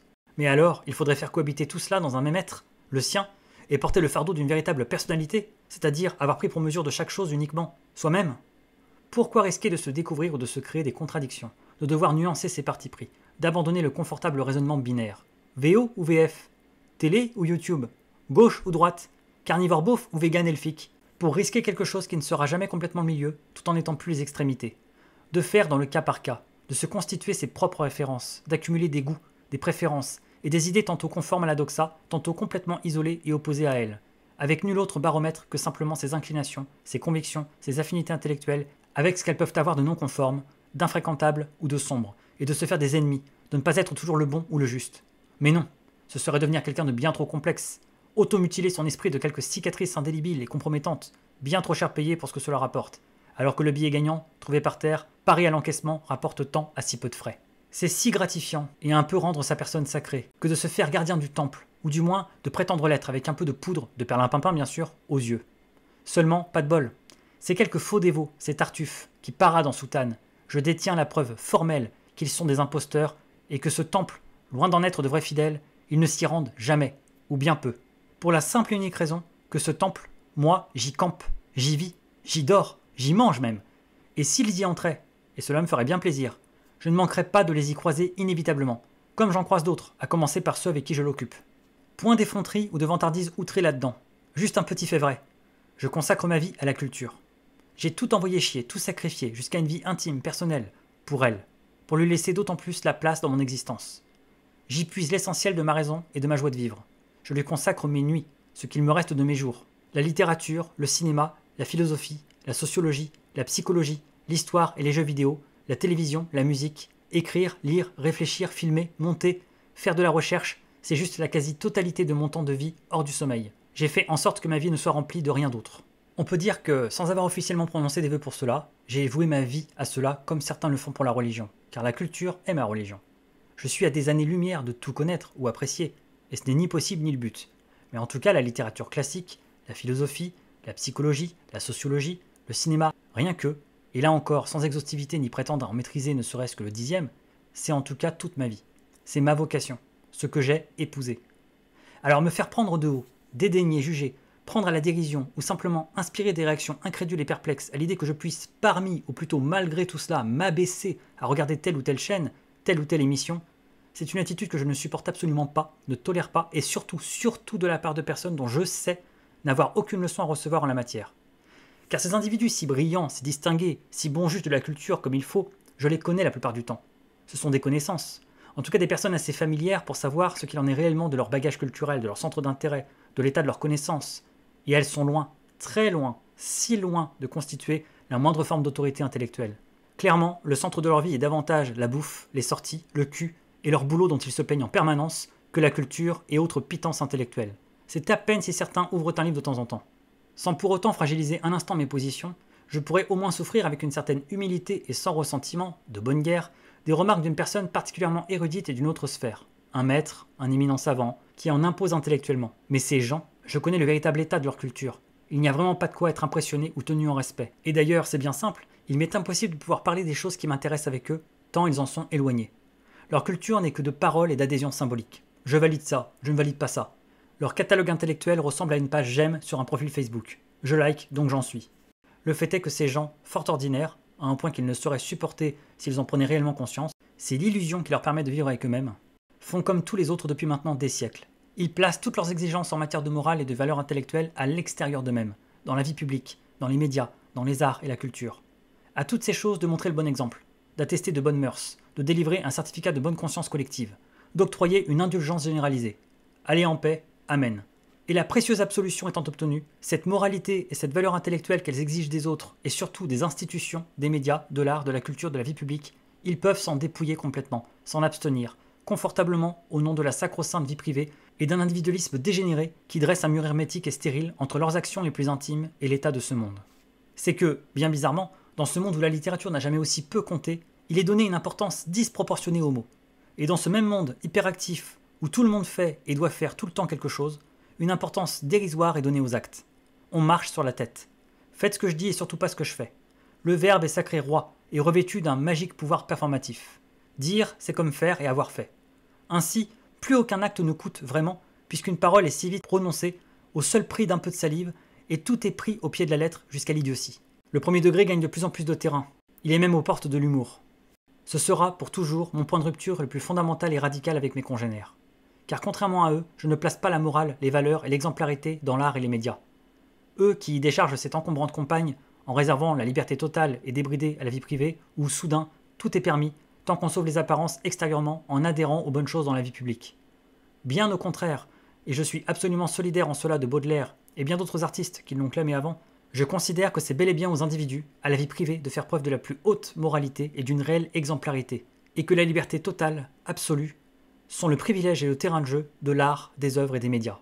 L'art, les émissions, le show en général, c'est un monde imaginaire, une réalité alternative sans conséquence où tout devient possible, où l'on peut projeter fantasmes, peurs, interdits dans une salutaire catharsis. Alors qu'au contraire, dans la réalité, dans l'intimité, on tire à balles réelles, ça joue, et c'est bien là que, pour le bien de tous, il vaudrait mieux mettre nos scrupules moraux, nos attentes, notre orgueil, nos pudeurs, nos interdits, au lieu de les décharger lâchement sur ce qui devrait être leur lieu d'expression, libre, sans autre conséquence que quelques émotions dans une salle obscure, devant un poste de télévision ou entre les pages d'un livre. Les artistes l'ont compris depuis bien longtemps. Nantes, le 23 novembre 2018. Voilà, c'est tout pour moi. Merci, salut, à plus. Bon écoutez, je sais pas si ce genre de texte sert vraiment à grand chose. En fait, bon, j'ai plutôt la réponse, en réalité non. C'est-à-dire que déjà, bon, il faudrait pour ça qu'il soit lu, hein, pour qu'il soit lu, il faudrait qu'il soit publié, diffusé, connu, voilà, bon, ce qui n'est pas du tout mon cas, je réunis pas les critères. Et en plus, ils ont des grandes chances d'être lus précisément par les personnes que ça ne concerne pas. Donc en fait, ça tombe à côté, puisque les personnes que vous voudriez blesser, viser, etc., vont pas lire probablement en fait, hein. Et puis s'ils lisent, vont peut-être pas se reconnaître. Et puis s'ils se reconnaissent, ne vont sans doute pas changer. Enfin voilà, bon. Donc c'est, il faut pas placer l'intérêt de ce genre de texte chez autrui déjà, dans les attentes vis-à-vis de l'autre. De toute façon, comme beaucoup de choses dans la vie en fait. Mais plutôt, en fait, quasiment en fait, dans le plaisir lui-même d'écrire le texte en fait. Ça défoule. Vous savez, parfois c'est conseillé même en thérapie, hein, en psychanalyse, en thérapie, on conseille, on dit écrivez, je sais pas, une lettre à votre, je sais pas, ça peut être une ex, à quelqu'un de votre famille, à n'importe qui en fait, à qui vous avez comme ça des choses à dire, mais n'envoyez pas forcément la lettre en fait, voire même volontairement justement, écrivez ça dans l'idée que c'est juste ce que vous voudriez dans l'absolu idéalement envoyer et écrire, mais vous allez d'autant plus vous laisser aller que voilà, vous savez que ça va pas être reçu et envoyé, et il faut juste que ça sorte. Alors c'est vrai que ça peut être frustrant parce que quand on pense beaucoup communication, hein, j'envoie un message et je voudrais qu'il soit reçu, ça paraît un petit peu vain, ça peut être démotivant, genre bah non, je vais pas hurler dans le vide. Mais bon, ça a quelques vertus, hein, et je pense qu'à notre époque, où dans notre téléphone, parmi autres options comme appareil photo, caméra, réseaux sociaux, d'ailleurs, justement, réseaux sociaux, je vais y revenir dans un instant là, mais euh, on a le bloc-notes. Le bloc-notes est beaucoup utilisé pour, je sais pas, faire des listes, se rappeler de trucs, noter quelque chose comme ça dont on veut se souvenir ou qui nous tient à cœur. Bon, voilà, tout le monde a une utilisation différente du bloc-notes. Moi, je sais que j'utilise beaucoup aussi pour mes fiches de lecture, pour noter des idées, etc. Ah, c'est le bloc-notes étant moderne, hein, c'est comme à l'époque quand on sortait son petit bloc. J'en ai eu un pendant longtemps, hein. Pendant longtemps, j'avais un carnet, moi, dans ma poche, un carnet où je l'ai encore hein, aujourd'hui, hein, mais voilà, j'écrivais beaucoup dedans à l'époque, mes idées, comme ça, j'écrivais des petits textes, vraiment le carnet du journaliste ou de l'écrivain, quoi. Aujourd'hui, voilà, on a le bloc-notes pour ça. Mais, et donc, en fait, voilà, le bloc-notes peut aussi avoir cet intérêt d'avoir des textes comme ça, des trucs qu'on dira peut-être jamais ou qu'on dira à personne, en fait, mais ça évacue, ça sort, ça fait partie un peu de la catharsis. Alors, vous voyez, aujourd'hui, justement, je parlais des réseaux sociaux. Les réseaux sociaux sont parfois utilisés comme ça par des gens. C'est-à-dire que des gens qui sont incapables de se contenter que le texte reste entre eux et eux ont ce besoin que ce genre de choses qu'ils écrivent bah, soit diffusé. Et parfois, des textes qui auraient eu un grand intérêt à rester personnels, en fait, hein, voilà, c'est pas toujours des choses d'intérêt public. Mais voilà, aujourd'hui, les gens prennent les réseaux sociaux pour leur journal intime, pour un bloc-notes public.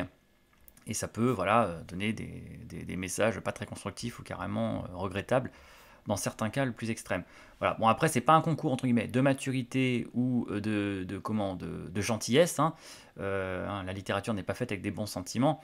Et justement là c'est là aussi que je voulais en venir en fait, c'est que ces textes-là quand ils sont partagés et diffusés, donc éventuellement lus et reçus, et moi j'ai été amené à en recevoir plein parce que je crois que tous les écrivains, vraiment j'en connais pas un, ou philosophe que j'ai côtoyé, on va dire, que j'ai lu, que j'ai pratiqué, tous les écrivains ont eu des coups de sang comme ça, que ce soit dans une lettre, à un ami, donc dans le cadre plus personnel, que ce soit dans un journal, parce qu'ils écrivaient souvent pour la presse, donc ils ont fait une petite tribune contre quelque chose, que ce soit une critique d'un livre à l'époque ou d'une pièce, d'une lettre ouverte à quelqu'un, à une personnalité.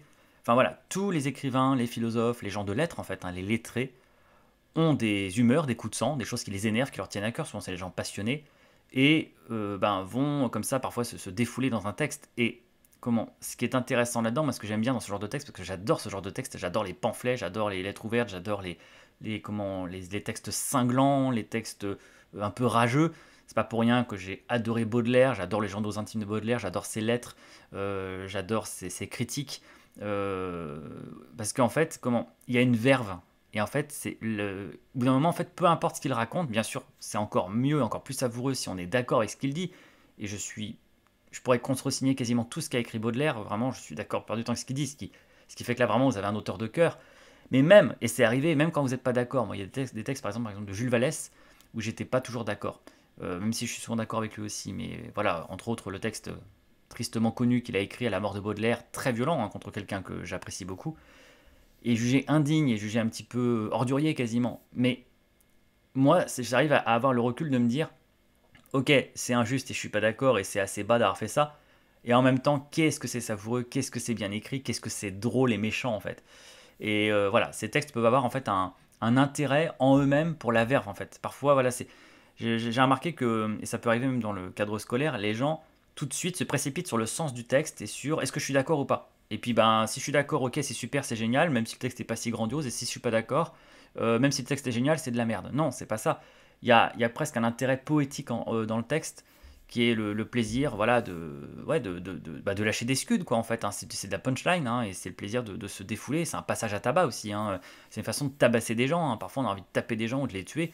Et voilà. Et donc, voilà, c'est vrai qu'il y a un rapport à la verve inhérent à ce genre de texte et que j'aime beaucoup, donc que j'ai rencontré encore une fois chez quasiment tous les écrivains et qui fait souvent partie de ce pourquoi je les aime, entre les messages qu'ils portent et la façon dont ils les portent et dont ils sont capables de s'emporter, de faire preuve de passion, de conviction et de savoir en fait distribuer des claques. Et ça c'est un truc que j'adore et dont je me régale.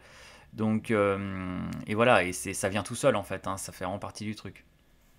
Petit nota bene sous forme de page promotionnelle ou de teasing au sujet en fait de cet aspect quasi poétique en fait de la verve, du billet d'humeur et donc du coup en fait des émotions violentes, hein, comme la colère. Eh bien, j'ai justement parmi les podcasts qui sont prévus par la suite, un que je couvre depuis un petit moment et qui me tient assez à cœur, qui peut s'inscrire dans le cycle que j'ai appelé, vous savez, les 7 péchés capitaux de Kid, hein, où on a déjà fait la paresse, on a fait la luxure, la gourmandise là, qui est prévue aussi. Enfin voilà, je vais parcourir un peu les différents péchés sous un certain angle. D'ailleurs, j'ai aussi fait l'avarice avec les droits d'auteur. Et en fait, eh bien, pour la colère, ça fait un moment en fait que je compte traiter ce que j'appelle l'esthétique de la colère. Voilà, donc tout est dans le titre, hein. Je pourrais aussi préciser les vertus de la violence, mais bon, ça c'est un petit peu moins en phase avec le sujet et plus polémique. Mais en tout cas, voilà, l'esthétique de la colère. Et donc il s'agirait en fait de ce podcast déjà de vous parler en fait de mon rapport au sentiment de la colère dans la fiction, dans les écrits, les essais, la littérature, ou alors même surtout au cinéma d'ailleurs, hein. Il s'agira beaucoup aussi de cinéma par rapport en fait aux personnages colériques, par rapport aux grandes scènes de colère du cinéma.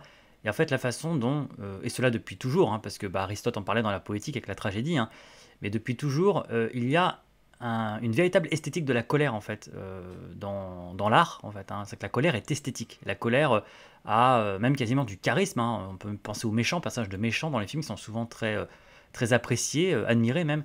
Ce dont se plaignait beaucoup Jean-Jacques Rousseau dans la lettre à d'Alembert, justement. On donne trop de charisme aux méchants. Mais en fait, c'est parce que voilà, il y a quelque chose de profondément cinégénique, ou alors de très littéraire, de très esthétique. Voilà, dans la colère, ça peut donner des choses très puissantes, cathartiques aussi, pour reprendre encore le constat d'Aristote. Et même pas que sur un plan tragique et dramatique, hein, puisque même sur le plan comique, la colère a une esthétique qui est très très attrayante, hein. Beaucoup de comédies reposent sur des personnages colériques, hein, depuis Molière déjà, hein, un comique de caractère, des personnages souvent bougons, râleurs, et qui ont sans doute créé en fait les fondements de ce qui est l'humour français, parce que c'est vrai que toutes les nationalités n'ont pas forcément ce rapport-là à la colère dans l'humour. Mais en France, en fait, hein, des films de Francis Weber, en remontant jusqu'à Molière et en allant plus récemment jusqu'à Camelot, en passant bien sûr par Louis de Funès, hein, qui est sans doute l'archétype du genre, la France a une très très grande sensibilité à l'esthétique de la colère en tant que aussi esthétique comique, en fait, hein. Donc la colère, on l'apprécie autant sur un plan humoristique, c'est particulièrement drôle de voir quelqu'un s'énerver, péter un câble, des gens bougons, râleurs. Et oui, on retrouve un petit peu ce que je disais là, en fait, hein, c'est-à-dire que les essais des écrivains, les pamphlets, les textes un peu violents, il ne s'agit pas forcément d'entrer comme ça en conflit avec le texte, de se sentir agressé, d'être dans une sensation de violence. Ça peut simplement être quelque chose qui est jubilatoire, qui est drôle, qui nous amuse, comme on verrait en fait un Louis de Funès s'énerver, péter les plombs, quoi. Donc voilà, donc vous voyez, je compte traiter cela plus en détail. Donc voilà, c'était l'occasion un petit peu de l'évoquer, de le placer. Voilà, fin de la petite page promotionnelle. Alors dans le genre justement, ça me fait penser en fait, hein, j'ai comme ça un texte qui m'est passé par la tête. Un texte, alors pas hyper connu, en tout cas clairement pas le plus connu de l'auteur en question, hein, qui est Émile Zola. Alors Émile Zola qui est connu bien sûr pour les Rougon-Macquart, hein, ce qu'on appelle les Rougon-Macquart, hein, c'est sa comédie humaine à lui, hein, du Second Empire, hein, chronique d'une famille sur le Second Empire, c'est le sous-titre. Donc c'est les 20 volumes, hein, voilà, constitués entre autres de Germinal, La Bête humaine, Au bonheur des dames, Nana, etc., Le ventre de Paris, enfin voilà, hein, tous les grands classiques que l'on connaît et bien d'autres encore un peu moins connus. Voilà, donc ça c'est un peu l'œuvre principale. Après, il a écrit d'autres romans par la suite, vers la fin de sa vie, beaucoup moins connus et beaucoup moins respectés et appréciés, hein. Bon, bien sûr connu aussi pour l'affaire Dreyfus, qui lui a sans doute valu son inhumation dans le Panthéon, hein. Il a sans doute gagné le Panthéon par l'affaire Dreyfus, hein, Zola, hein, plus encore que par son œuvre littéraire. Et comment? Mais bon, Zola a aussi été évidemment un journaliste, hein. Il a commencé dans le journalisme, hein, comme beaucoup à l'époque pour gagner leur vie. Et il a été critique, hein. Ça aussi, beaucoup d'écrivains avaient la double casquette écrivain-critique, hein. Ils étaient à la fois auteurs pour leurs textes, mais ils étaient commentateurs des textes des autres, et puis ils prenaient parti, prenaient position. C'était les fameuses guerres de mouvements littéraires, les guerres d'école, c'était les rivalités éventuellement. Et puis c'était une façon, en fait, ben, de développer des théories et des idées, d'affirmer sa vision de la littérature. Parce qu'évidemment, il y avait des visions très très différentes qui s'opposaient, surtout à une époque comme ça aussi riche où ça bouge beaucoup. C'est rien à côté d'aujourd'hui. Aujourd'hui, hein, sur les plateaux de la grande librairie, on brasse du vide, on est en train, voilà, c'est complètement obséquieux, complètement complaisant, on est en train de se faire des ronds de jambes, personne ne s'oppose à personne, il n'y a pas de dispute, il n'y a pas d'engueulade, il n'y a pas de conflit, il n'y a pas du coup de proposition vraiment. Enfin voilà, bon, c'est un bal de promo, c'est consternant, c'est ridicule. Mais il y a des époques, en fait, on prenait encore la littérature assez au sérieux et où il y avait encore assez de choses à faire en la matière pour bien que vraiment presque on en vienne aux mains, hein. On se tape pour ça, et en tout cas littéralement on en vient à la plume, ça c'est sûr, hein. Vraiment on se tabasse à coups de plume, on s'éreinte comme on dit à l'époque, hein, l'art de l'éreintage, on s'éreinte. Et donc encore une fois, ça donne des textes assez savoureux des écrivains qui se font souvent des ennemis, hein. Ils ont des amis parmi les écrivains, mais comme dit mon maître Yves Ancel, l'écrivain est un loup pour l'écrivain, en paraphrasant Hobbes. Et du coup, voilà, c'est tout à fait ça en fait, hein. D'ailleurs, il y a des livres, hein, sur ça, hein. Il y a comment, un livre qui était paru à Champ Essai chez Flammarion, hein, qui s'appelait Une histoire des haines d'écrivains, avec comme ça une espèce de petite anthologie comme ça des plus grands clashs d'écrivains dans l'histoire littéraire. C'était un petit peu gossip et potin, hein. C'est pas un ouvrage, c'est un ouvrage plutôt amusant, mais bon, c'était quand même, ça s'appuyait sur des vraies choses, hein, des vrais faits. Voilà, donc c'est normal en fait quand quelque chose nous tient assez à cœur, hein, et c'est normalement quand même le cas de l'art, eh bien forcément on a envie de prendre position et on peut avoir comme ça des coups de sang, des coups d'humeur. Bref, donc j'aurais pu, parce qu'il y a vraiment il y a de quoi faire, évidemment, piocher dans l'œuvre de, je pense à Flaubert ou Baudelaire, qui ont vraiment été, parce que je pense à la bêtise, bon à Flaubert, hein, comme je le disais dans le podcast sur la connerie, c'est vraiment sans doute l'auteur qui a le plus fait une obsession de la bêtise humaine, de la connerie humaine, qui en a fait le pilier de son œuvre, hein. C'est-à-dire qu'il a fait des piliers de la connerie le pilier de son œuvre elle-même. Donc voilà, que ce soit Madame Bovary, Bouvard et Pécuchet, l'éducation sentimentale, le dictionnaire des idées reçues, qui est une espèce d'à côté de Bouvard et Pécuchet. Bon voilà, Flaubert fait une obsession des gens qui sont bêtes, qui se croient plus malins qu'ils ne le sont vraiment, tout ça.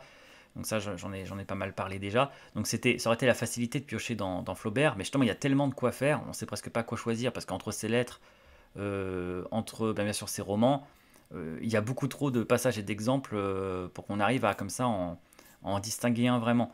J'aurais pu aussi piocher dans Baudelaire, que je connais bien, j'aurais pu piocher dans Mon cœur mis à nu, dans Fusée, donc dans ses journaux intimes, dans ses lettres éventuellement. Il y a aussi des lettres incroyables de Baudelaire là-dessus, très jubilatoires et amusantes à lire, d'emportements comme ça contre l'imbécilité générale, hein. Voilà, Baudelaire dit d'ailleurs qu'il souffre de la bêtise environnante, hein, dans une lettre.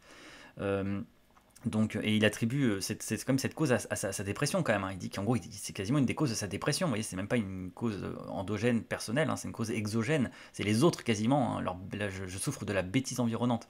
Donc voilà, donc j'aurais pu piocher dans Baudelaire, mais je vais pas le faire non plus. Parce que pareil, en fait, beaucoup trop d'exemples me viennent à l'esprit. Et en revanche, voilà, il y a un texte comme ça qui m'est revenu, que j'aime beaucoup. Trop méconnu de Zola, mais bon, forcément, c'est pas un roman, donc tout de suite, c'est beaucoup moins lu, à part par comment, les grands amateurs ou les spécialistes. Mais donc j'avais découvert en fait quand j'ai fait mon premier mémoire de recherche sur Zola, mon premier mémoire de recherche de M1 était consacré à l'œuvre de Zola, où je voulais en fait démontrer qu'on se méprenait sur Zola, qu'on le prenait pour un auteur naturaliste déprimant, terre à terre, scientifisant à l'excès, limite trivial, hein. D'ailleurs à l'époque on le traitait de pornographe et justement d'homme vulgaire qui introduisait dans la littérature des mots inadmissibles en littérature.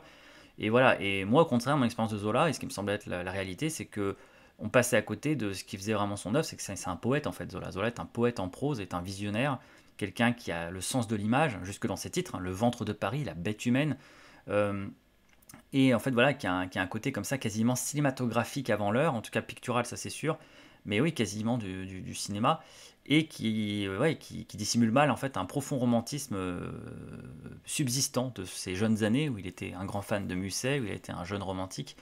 Et voilà, il y a beaucoup de romantisme chez Zola, mais juste un romantisme en fait vraiment visionnaire, quoi. Euh, donc voilà, donc bref, j'avais consacré mon point de mémoire à cela. Et donc forcément, j'avais été amené à découvrir beaucoup de textes plus méconnus de Zola, explorer beaucoup son œuvre et sa vie.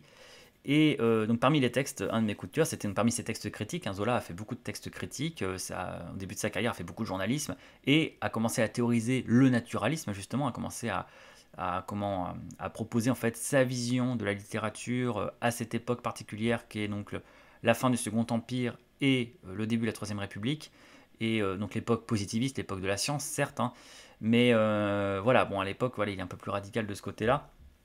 Mais surtout, évidemment, bon, une espèce d'allergie pareil, à la bêtise un peu bourgeoise, hein, c'est toujours un peu le même ennemi chez les artistes. Et voilà, et donc bon, il y a beaucoup de textes de lui, très intéressants, des critiques, aussi des éloges, hein, très importants aussi, les écrivains.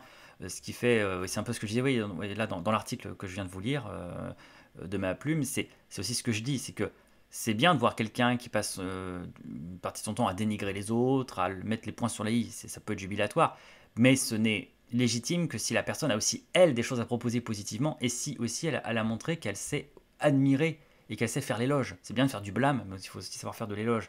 Et c'est ça en fait que Zola aussi sait faire. Hein. Zola, Baudelaire, c'était des grands admirateurs, c'est des gens qui savaient admirer, qui avaient des adorations, des admirations, des amours. Et ils connaissaient plein de choses, et c'est en cela qu'ils étaient aussi légitimes, inversement, à avoir des haines.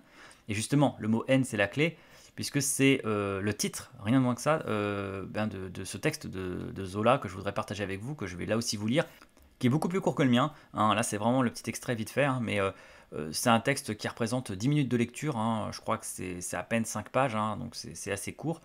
Donc c'est un texte voilà, qui s'appelle Mes haines. Mes haines. Et déjà, c'est tout un programme, Mes haines. Et donc voilà, donc c'est un texte critique de Zola, mais un petit peu inaugural comme ça en fait, où il inaugure une suite de textes où il donne son avis sur certaines choses, où il chronique un petit peu l'époque et où il présente un peu ses idées. Et donc il désigne d'entrée de jeu son ennemi, ce qui est assez courant comme procédé en littérature et dans les essais. C'est un peu la base d'une préface. Généralement, une préface, ça sert souvent à décourager tous les lecteurs dont on ne veut pas, pour qui le livre n'est pas fait. Donc au début, dans la préface, on commence par dire voilà ce que je ne vais pas faire, voilà ce que je vais pas faire, voilà ce que je vais pas faire, voilà pour qui ce livre n'est pas, il n'est pas pour eux, il n'est pas pour eux, il n'est pas pour eux, il n'est pas pour eux. Et en un second temps, on peut dire voilà en revanche ce que je vais faire, et ensuite, du coup, voilà pourquoi pour qui ce livre pourrait être fait. Voilà, c'est généralement une préface, ça sert à ça.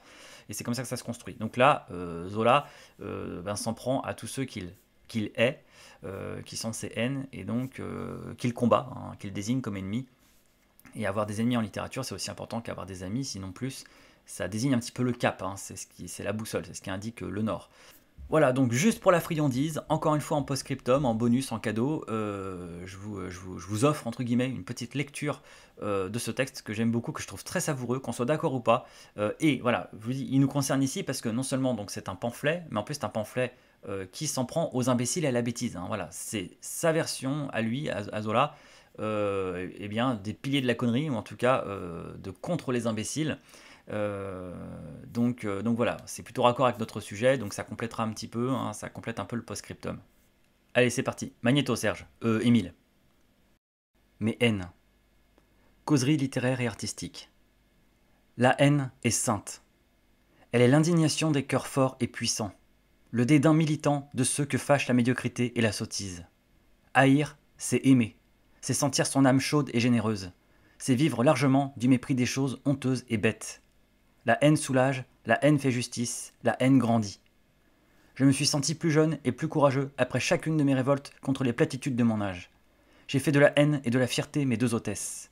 Je me suis plu à m'isoler, et dans mon isolement, à haïr ce qui blessait le juste et le vrai. Si je vaux quelque chose aujourd'hui, c'est que je suis seul et que je hais.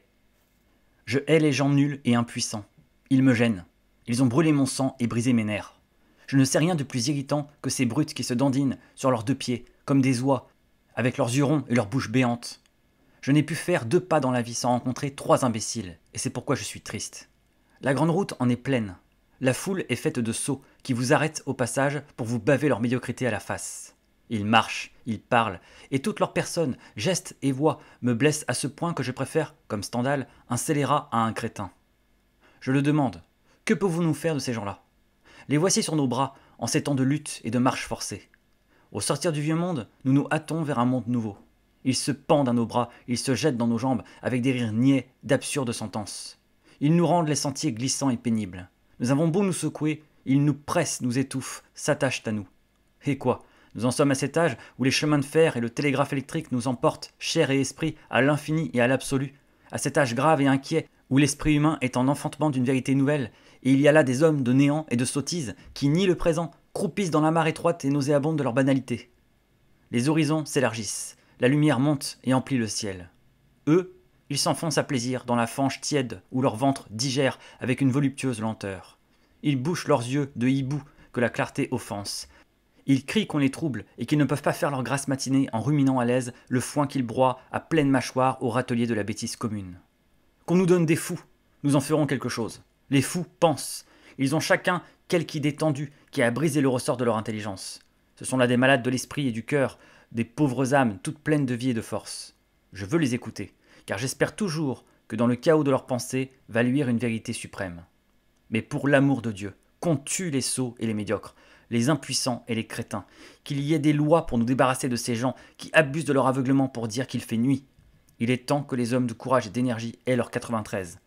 L'insolente royauté des médiocrités a lassé le monde, les médiocres doivent être jetés en masse à la place de grève. Je les hais. Je hais les hommes qui se parquent dans une idée personnelle, qui vont en troupeau, se pressant les uns contre les autres, baissant la tête vers la terre pour ne pas voir la grande lueur du ciel. Chaque troupeau a son dieu, son fétiche, sur l'autel duquel il immole la grande vérité humaine. Ils sont ainsi plusieurs centaines dans Paris, 20 à 30 dans chaque coin, ayant une tribune du haut de laquelle ils haranguent solennellement le peuple. Ils vont leur petit bonhomme de chemin, marchant avec gravité, en pleine platitude, poussant des cris de désespérance dès qu'on les trouble dans leur fanatisme puéril. Vous tous qui les connaissez, mes amis, poètes et romanciers, savants et simples curieux, vous qui êtes allés frapper à la porte de ces gens graves s'enfermant pour tailler leurs ongles, osez dire avec moi, tout haut, afin que la foule vous entende, qu'ils vous ont jeté hors de leur petite église, en bedeaux peureux et intolérants. Dites qu'ils vous ont raillé de votre inexpérience, l'expérience étant de nier toute vérité qui n'est pas la leur. Racontez l'histoire de votre premier article, lorsque vous êtes venu, avec votre prose honnête et convaincu, vous heurter contre cette réponse. Vous louez un homme de talent qui, ne pouvant avoir de talent pour nous, ne doit en avoir pour personne. Le beau spectacle que nous offre ce Paris intelligent et juste. Il y a, là-haut ou là-bas, dans une sphère lointaine assurément, une vérité une et absolue, qui régit les mondes et nous pousse à l'avenir. Il y a ici 100 vérités qui se heurtent et se brisent, 100 écoles qui s'injurient, 100 troupeaux qui bêlent en refusant d'avancer. Les uns regrettent un passé qui ne peut revenir, les autres rêvent un avenir qui ne viendra jamais. Ceux qui songent au présent en parlent comme d'une éternité. Chaque religion a ses prêtres, chaque prêtre a ses aveugles et ses eunuques. De la réalité, point de souci. Une simple guerre civile, une bataille de gamins se mitraillant à coups de boules de neige. Une immense farce dont le passé et l'avenir, Dieu et l'homme, le mensonge et la sottise sont les pantins complaisants et grotesques. Où sont, je le demande, les hommes libres, ceux qui vivent tout haut, qui n'enferment pas leurs pensées dans le cercle étroit d'un dogme et qui marchent franchement vers la lumière sans craindre de se démentir demain, n'ayant souci que du juste et du vrai? Où sont les hommes qui ne font pas partie des claques assermentés, qui n'applaudissent pas, sur un signe de leur chef, Dieu ou le prince, le peuple ou bien l'aristocratie? Où sont les hommes qui vivent seuls, loin des troupeaux humains, qui accueillent toute grande chose, ayant le mépris des coteries et l'amour de la libre pensée? Lorsque ces hommes parlent, les gens graves et bêtes se fâchent et les accablent de leur masse. Puis, ils rentrent dans leur digestion, ils sont solennels, ils se prouvent victorieusement entre eux qu'ils sont tous des imbéciles. Je les hais. Je hais les railleurs malsains, les petits jeunes qui ricanent, ne pouvant imiter la pesante gravité de leur papa. Il y a des éclats de rire plus vides encore que les silences diplomatiques. Nous avons, en cet âge anxieux, une gaieté nerveuse et pleine d'angoisse, qui m'irrite douloureusement, comme les sons d'une lime promenée entre les dents d'une scie. Hé, taisez-vous, vous tous qui prenez à tâche d'amuser le public. Vous ne savez plus rire. Vous riez, aigre, à agacer les dents. Vos plaisanteries sont navantes. Vos allures légères ont la grâce des proses de disloquer. Vos sauts périlleux sont de grotesques culbutes dans lesquels vous vous étalez piteusement. Ne voyez-vous pas que nous ne sommes pas en train de plaisanter? Regardez, vous pleurez vous-même. À quoi bon vous forcer, vous battre les flancs pour trouver drôle ce qui est sinistre? Ce n'est point ainsi qu'on riait autrefois, lorsqu'on pouvait encore rire. Aujourd'hui, la joie est un spasme, la gaieté une folle qui secoue. Nos rieurs, ceux qui ont une réputation de belles rumeurs, sont des gens funèbres, qui prennent n'importe quel fait, n'importe quel homme dans la main et le pressent jusqu'à ce qu'il éclate, en enfants méchants qui ne jouent jamais aussi bien avec leurs jouets que lorsqu'ils les brisent. Nos gaietés sont celles des gens qui se tiennent les côtes quand ils voient un passant tomber et se casser un membre. On rit de tout lorsqu'il n'y a pas le plus petit mot pour rire. Aussi sommes-nous un peuple très gai. Nous rions de nos grands hommes et de nos scélérats, de Dieu et du diable, des autres et de nous-mêmes. Il y a à Paris toute une armée qui tient en éveil l'hilarité publique. La farce consiste à être bête gaiement, comme d'autres sont bêtes solennellement. Moi, je regrette qu'il y ait tant d'hommes d'esprit et si peu d'hommes de vérité et de libre justice. Chaque fois que je vois un garçon honnête se mettre à rire, pour le plus grand plaisir du public, je le plains. Je regrette qu'il ne soit pas assez riche pour vivre sans rien faire, sans se tenir ainsi les côtes indécemment. Mais je n'ai pas de plainte pour ceux qui n'ont que des rires, n'ayant point de larmes. Je les hais.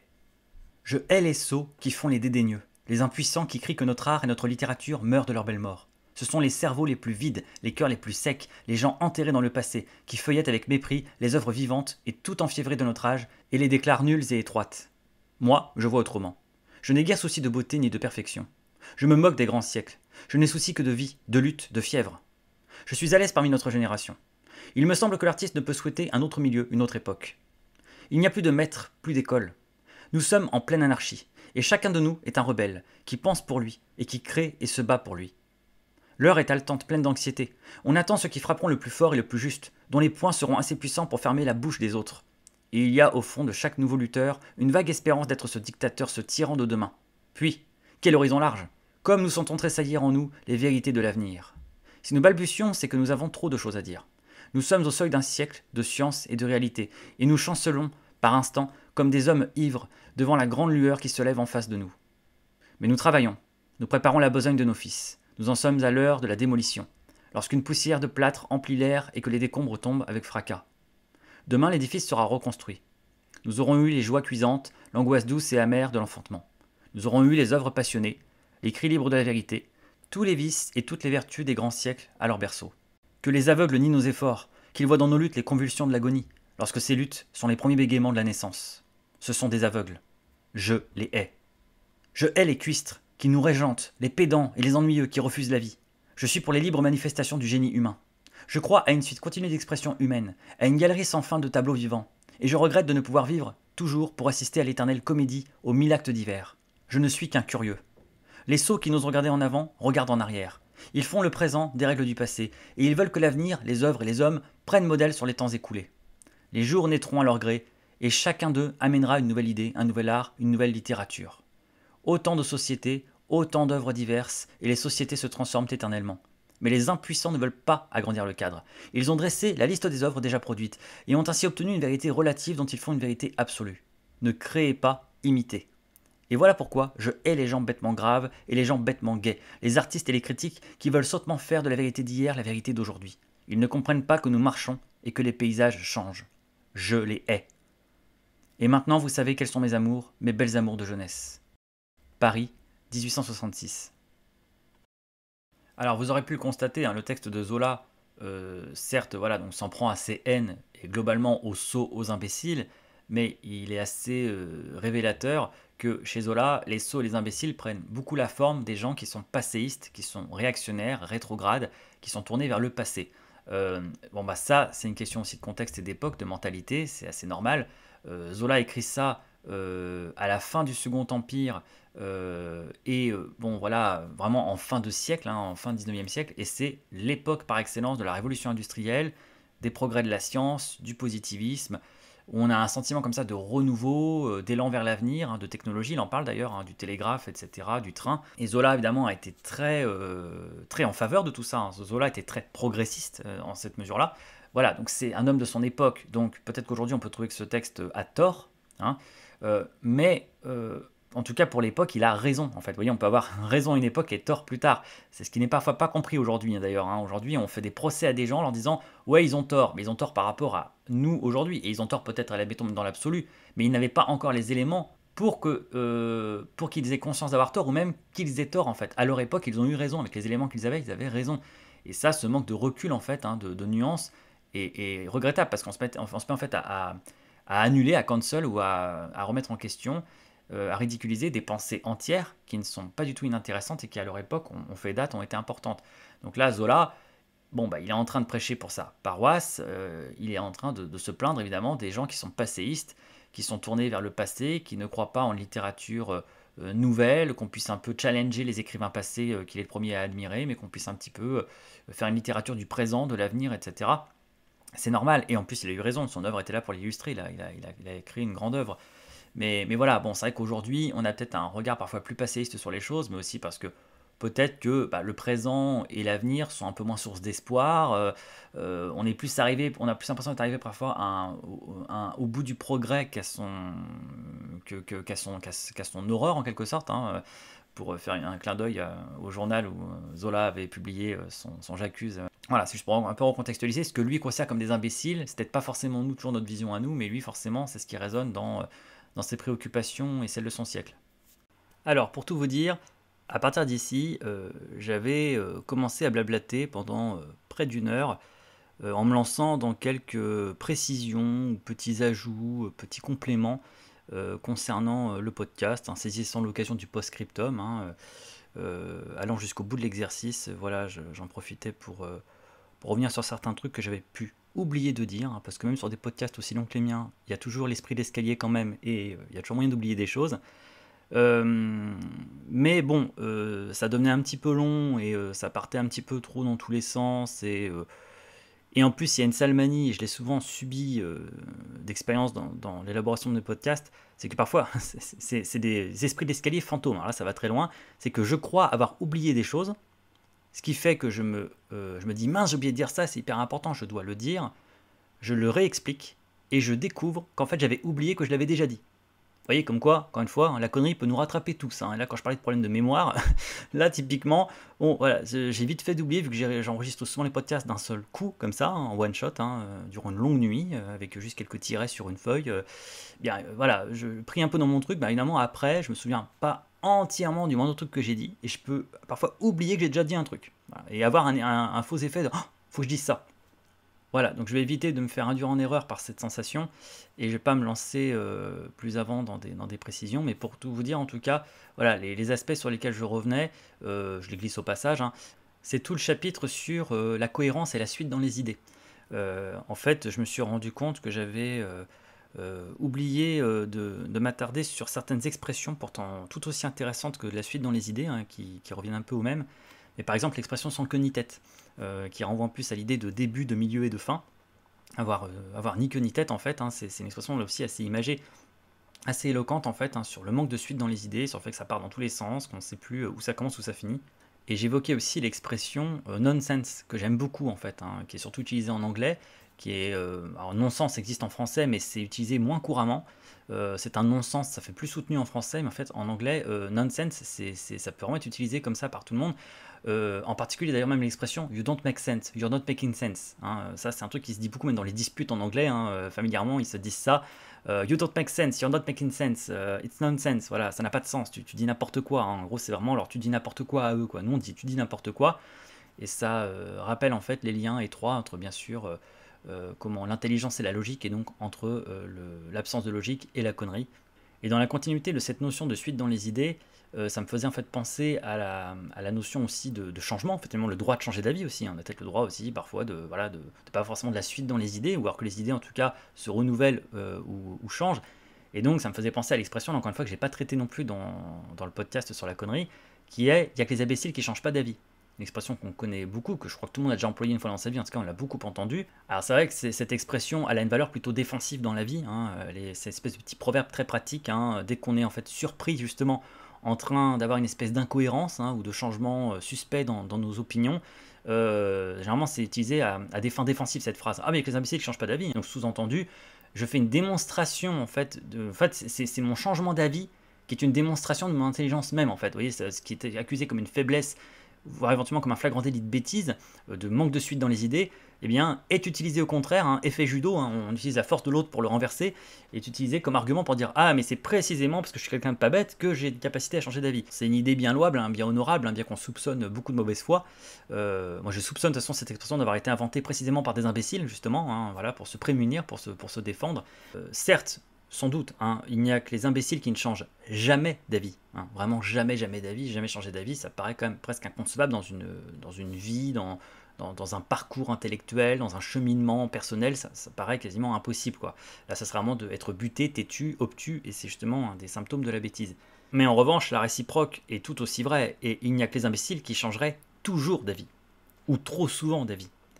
Voilà, donc autant voilà, c'est normal et sain de changer d'avis de temps en temps, ça peut arriver, et c'est même inévitable, mais changer toujours d'avis, et même simplement trop souvent d'avis, c'est tout aussi suspect. Donc sans doute que l'intelligence se situe quelque part entre les deux, dans le juste milieu, comme d'hab. Moi, je faisais une nuance entre changement et évolution. C'est deux choses différentes, et que, comme vous le savez, pour ceux qui me connaissent un petit peu, je suis quelqu'un, c'est peut-être mon côté pessimiste, mon côté haussien, mais qui ne croit pas beaucoup au changement. Voilà, je ne pense pas que les gens peuvent tant changer que ça. Je fais partie de ceux qui pensent qu'on ne change pas vraiment. Vraiment en termes de changement, au sens en transformation fondamentale, vraiment au sens de se renouveler complètement, etc. Et encore moins des changements brutaux, ce que sous-entend un petit peu le terme changement. Le changement, ça a un côté très radical et un peu rapide, en fait, un peu brutal. J'ai changé, tac, il y a un côté quasiment performatif et magique. En revanche, je crois en l'évolution. Et comment? Bien sûr que je crois en l'évolution. Là, par contre, c'est sûr que bien sûr qu'on évolue. Et heureusement qu'on évolue. Et là, oui, clairement, l'évolution est au cœur de l'existence humaine. Et même pas que de l'existence humaine, mais de notre espèce. Notre espèce a évolué. Là, on peut reparler de la théorie de l'évolution de Darwin. Donc, on est issu d'une espèce qui, elle-même, est en principe d'évolution. D'ailleurs, une évolution qui va peut-être se poursuivre, qui n'est pas finie. En tout cas, on est à un stade de notre évolution, l'Homo sapiens, et les espèces évoluent. En fait, la nature fonctionne sur le principe de l'évolution. Donc là, l'évolution, par contre, évidemment que j'y crois, et que c'est très bon signe, et que c'est positif. Mais la caractéristique de l'évolution, c'est quoi? C'est que c'est naturel, entre guillemets, et surtout, c'est lent. C'est un processus qui est lent, qui s'inscrit dans le temps. C'est-à-dire que si on prend une échelle de temps trop restreinte, on ne va pas se rendre compte d'un changement, parce que c'est trop, on ne voit pas la différence. Donc l'évolution s'inscrit toujours dans une durée assez longue, et en fait, est un processus comme ça de mutation lente, progressive et assez naturelle, en fait, qui s'inspire en fait comme ça d'influence du milieu, d'expérience, éventuellement d'introspection dans le cas de l'individu, tout ça. Mais voilà, c'est un processus auquel je crois, évidemment, bien sûr, évidemment, moi j'ai évolué, et je pense que tout le monde évolue, et que c'est une très bonne chose, on apprend de nos erreurs. D'ailleurs, ça rejoint ce qu'on disait dans le podcast sur la mémoire, sur l'imagination, tout ça et tout, la capacité de capitaliser sur une expérience, sur du vécu, sur des choses assimilées, apprises. Voilà, évidemment que si vous n'avez aucune mémoire et que tout s'efface au fur et à mesure, eh bien, l'évolution est très compromise. Mais justement parce que dans l'évolution, il n'y a pas d'idée de rupture radicale, et donc en fait de rupture de continuité. Il y a une suite logique. Et tout ça en fait en vue d'ensemble, et même dans le processus, a un effet de continuité, donc de suite dans les idées. C'est pour ça que l'évolution c'est intéressant, parce que normalement une évolution, quand on regarde le point de départ et le point d'arrivée, on voit à l'œil nu en fait la logique. On dit bah oui, on voit d'où la personne est partie, on voit où elle est arrivée, elle a dû évoluer pour en arriver là, mais cette évolution a suivi un chemin logique, un vrai cheminement cohérent, une continuité, et donc une forme de suite dans les idées. Là, pour le coup, il y a une tête et il y a une queue, c'est pas sans queue ni tête, et c'est pas du nonsense. Alors que le côté changement a toujours cette connotation plus brutale en fait, plus radicale. Là, le changement vraiment fondamental, absolu, et d'autant plus s'il est rapide et brutal, là, j'y crois beaucoup moins, voire même ça me laisse très perplexe. Et là, par contre, ça peut quand même s'apparenter parfois à un symptôme de connerie, puisque ça peut renvoyer à une forme d'inconstance, de renouvellement permanent de la personne, voilà, qui se réinvente sans arrêt. Et là, en fait, à un manque de suite dans les idées, etc. Et oui, là, je prononçais le mot introspection il y a quelques instants. Ça me mène au troisième point que j'évoquais là, dans ce que je disais un peu plus longuement, et là que j'essaie de résumer un peu rapidement quand même.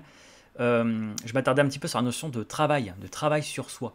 Parce que c'est vrai que, bon, j'ai volontairement, pour aller un peu à contre-courant de ce qui se fait beaucoup et un peu trop, et même de toute façon pour le principe même du sujet, objectiver la connerie, c'est de trouver un peu les raisons objectives de la connerie, j'avais beaucoup axé le propos sur l'aspect essentialiste de la chose, c'est-à-dire que vraiment on essentialisait, c'est-à-dire qu'on disait que c'était inné, quoi, que c'était vraiment voilà, les prédispositions de base de l'individu, donc là on se démarquait un petit peu de tout le côté acquis, comme quoi tout est influence, tout est social, tout est apprentissage, éducation. Non, non, là vraiment on allait vraiment dans l'essentialisation.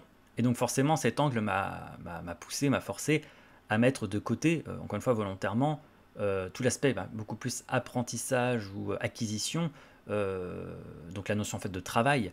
Mais bon, voilà, j'en profite du coup pour dire que bien évidemment, tout n'est pas condamné, fatal, foupoudave, foutu pourri d'avance. Et bien sûr qu'on peut travailler à s'améliorer et travailler entre guillemets, à son esprit, à son intelligence. Mais même, pas seulement on peut, mais même on doit et c'est inévitable. J'évoquais aussi un peu rapidement dans le podcast le phénomène, la mode, la DHPI, le culte voué au QI, etc. et tout ça. Le terme HPI, il dit bien ce qu'il dit. Haut potentiel.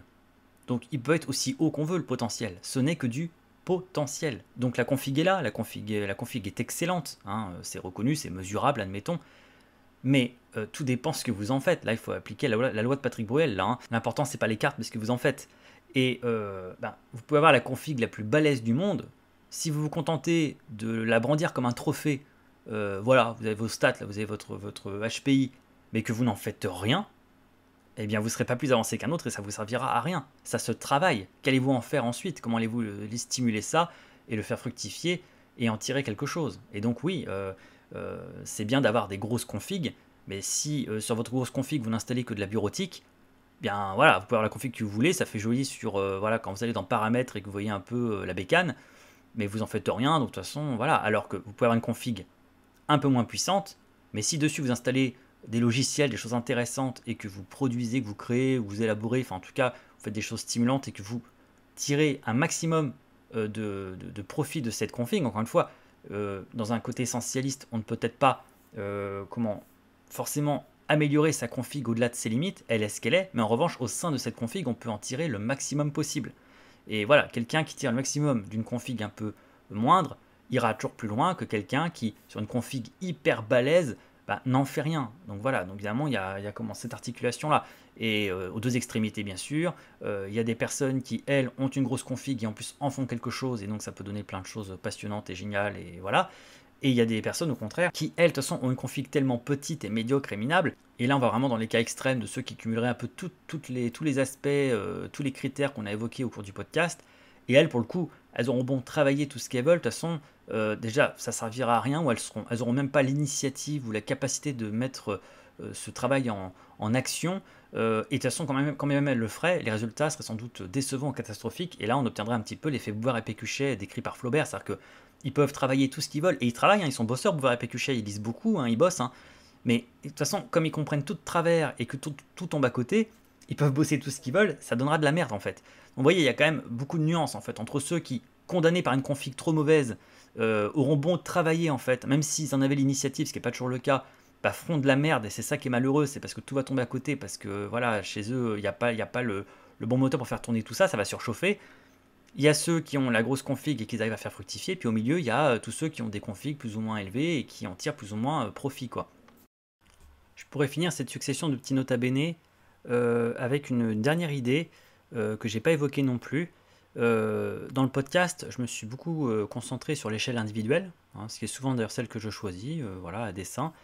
Mais en fait, tout ce qui a été dit dans le podcast peut quasiment être appliqué à échelle collective. En fait, hein, une succession d'intelligence individuelle forme une intelligence collective, qui est à la fois tout le monde et personne, hein, ce qu'on appelle l'échelle holistique. Hein. Et donc tous les piliers de la connerie qui fonctionnent à échelle individuelle fonctionnent aussi à échelle sociale, en fait, à l'échelle d'une société entière, d'une nation, voire même peut-être de façon planétaire. Et c'est assez facile à se représenter, on ne va pas repasser par tous les piliers, hein, mais on peut penser à des sociétés qui sont refermées sur elles-mêmes, qui ont du mal à penser en dehors d'elles-mêmes. Hein. Ça peut créer des sociétés intolérantes et fermées aux autres, et qui ont des problèmes d'empathie et d'identification aux autres. Mais ça peut aussi être, en ce qui concerne les deux piliers fondamentaux, en imagination et en mémoire, eh bien, une société qui a un déficit d'imagination, qui est en train de se tarir en termes de créativité, d'art, d'innovation, qui ne trouve plus refuge comme ça dans l'art, en fait, hein, dans la beauté, et surtout, et je crois que c'est l'aspect le plus connu et le plus évoqué, hein, voilà, dans la notion de connerie d'une société, c'est la notion de mémoire. On parle souvent de travail de mémoire, de devoir de mémoire, et en fait de l'importance qu'il y a de se souvenir des temps passés, d'avoir une mémoire de ce qui s'est passé, hein, voilà, de certains traumatismes historiques, de certains événements, et qu'une société qui ne connaîtrait pas son passé est une société qui n'a pas d'avenir, vous savez, la fameuse idée, et donc il y a tout comme ça un rapport à la mémoire, et en effet dans le progrès, hein, on progresse parce qu'on se souvient de nos erreurs passées, parce qu'on peut capitaliser sur les connaissances d'une société, sur de grandes découvertes, sur les grands événements historiques, et qu'à partir de là, en fait, on peut essayer de s'améliorer, d'avancer. Bon, on peut relativiser ça, hein, parce que bon, bien malheureusement, hein, le devoir de mémoire qui est quand même plutôt bien entretenu, y compris par l'école, par l'éducation, eh bien n'empêche pas la résurgence de certaines idées, la persistance d'autres, et que des choses se reproduisent, et qu'il y a un petit effet d'éternel retour ou de répétition, de bégaiement de l'histoire dans ses aspects les plus tragiques. Et donc ça pose question à un moment donné, est-ce que vraiment justement on se heurte à la mémoire défaillante des individus ou de certaines sortes d'individus? Est-ce que les gens reçoivent le truc différemment? Est-ce que ça tombe à côté? Bref, voilà, c'était un petit peu ce que j'avais un peu oublié de dire ou de préciser, ou les choses que je pouvais un petit peu éclaircir par rapport au podcast. En tout cas, ce qui me passait par la tête et ce que j'avais développé un peu plus longuement. Là, je vous ai fait un petit résumé express pour que ce soit un peu moins long. Voilà, donc bah, écoutez, je crois que je vais m'arrêter là. Je crois que j'ai tout dit pour ce qui est de ce petit podcast bonus, en espérant que ça vous ait intéressé. Et puis voilà. Et puis à défaut, que les textes, en tout cas en eux-mêmes, hein, le mien, celui de Zola, eh bien simplement, peu importe ce qu'ils disent, eh bien voilà, vous est semblé amusant et comment savoureux. Écoutez, hein, ça fait un podcast d'une durée anormalement, inhabituellement brève pour la moyenne de cette chaîne, hein, et pourtant, pour n'importe quelle autre chaîne, ce serait déjà super long, hein. Déjà faire un truc de plus d'une heure et demie, c'est déjà énorme pour la plupart des chaînes normalement constituées. Donc, mais bon, pour ici en tout cas, pour notre moyenne, c'est plutôt bref et court, hein. Mais bon, comme c'est un post-scriptum, le post-scriptum n'est pas censé être plus long que la lettre, hein. Sinon ça n'aurait pas de sens. Donc voilà, bon, c'est un post-scriptum, donc pour un post-scriptum c'est déjà beaucoup. Donc bah écoutez, je vais vous laisser là, et puis en attendant la suite, hein, qui arrive avec d'autres thématiques, d'autres sujets, je vous remercie de votre écoute. Puis ben, d'ici voilà, un prochain podcast, un prochain sujet, portez-vous bien, et à la prochaine. Salut les Happy Few!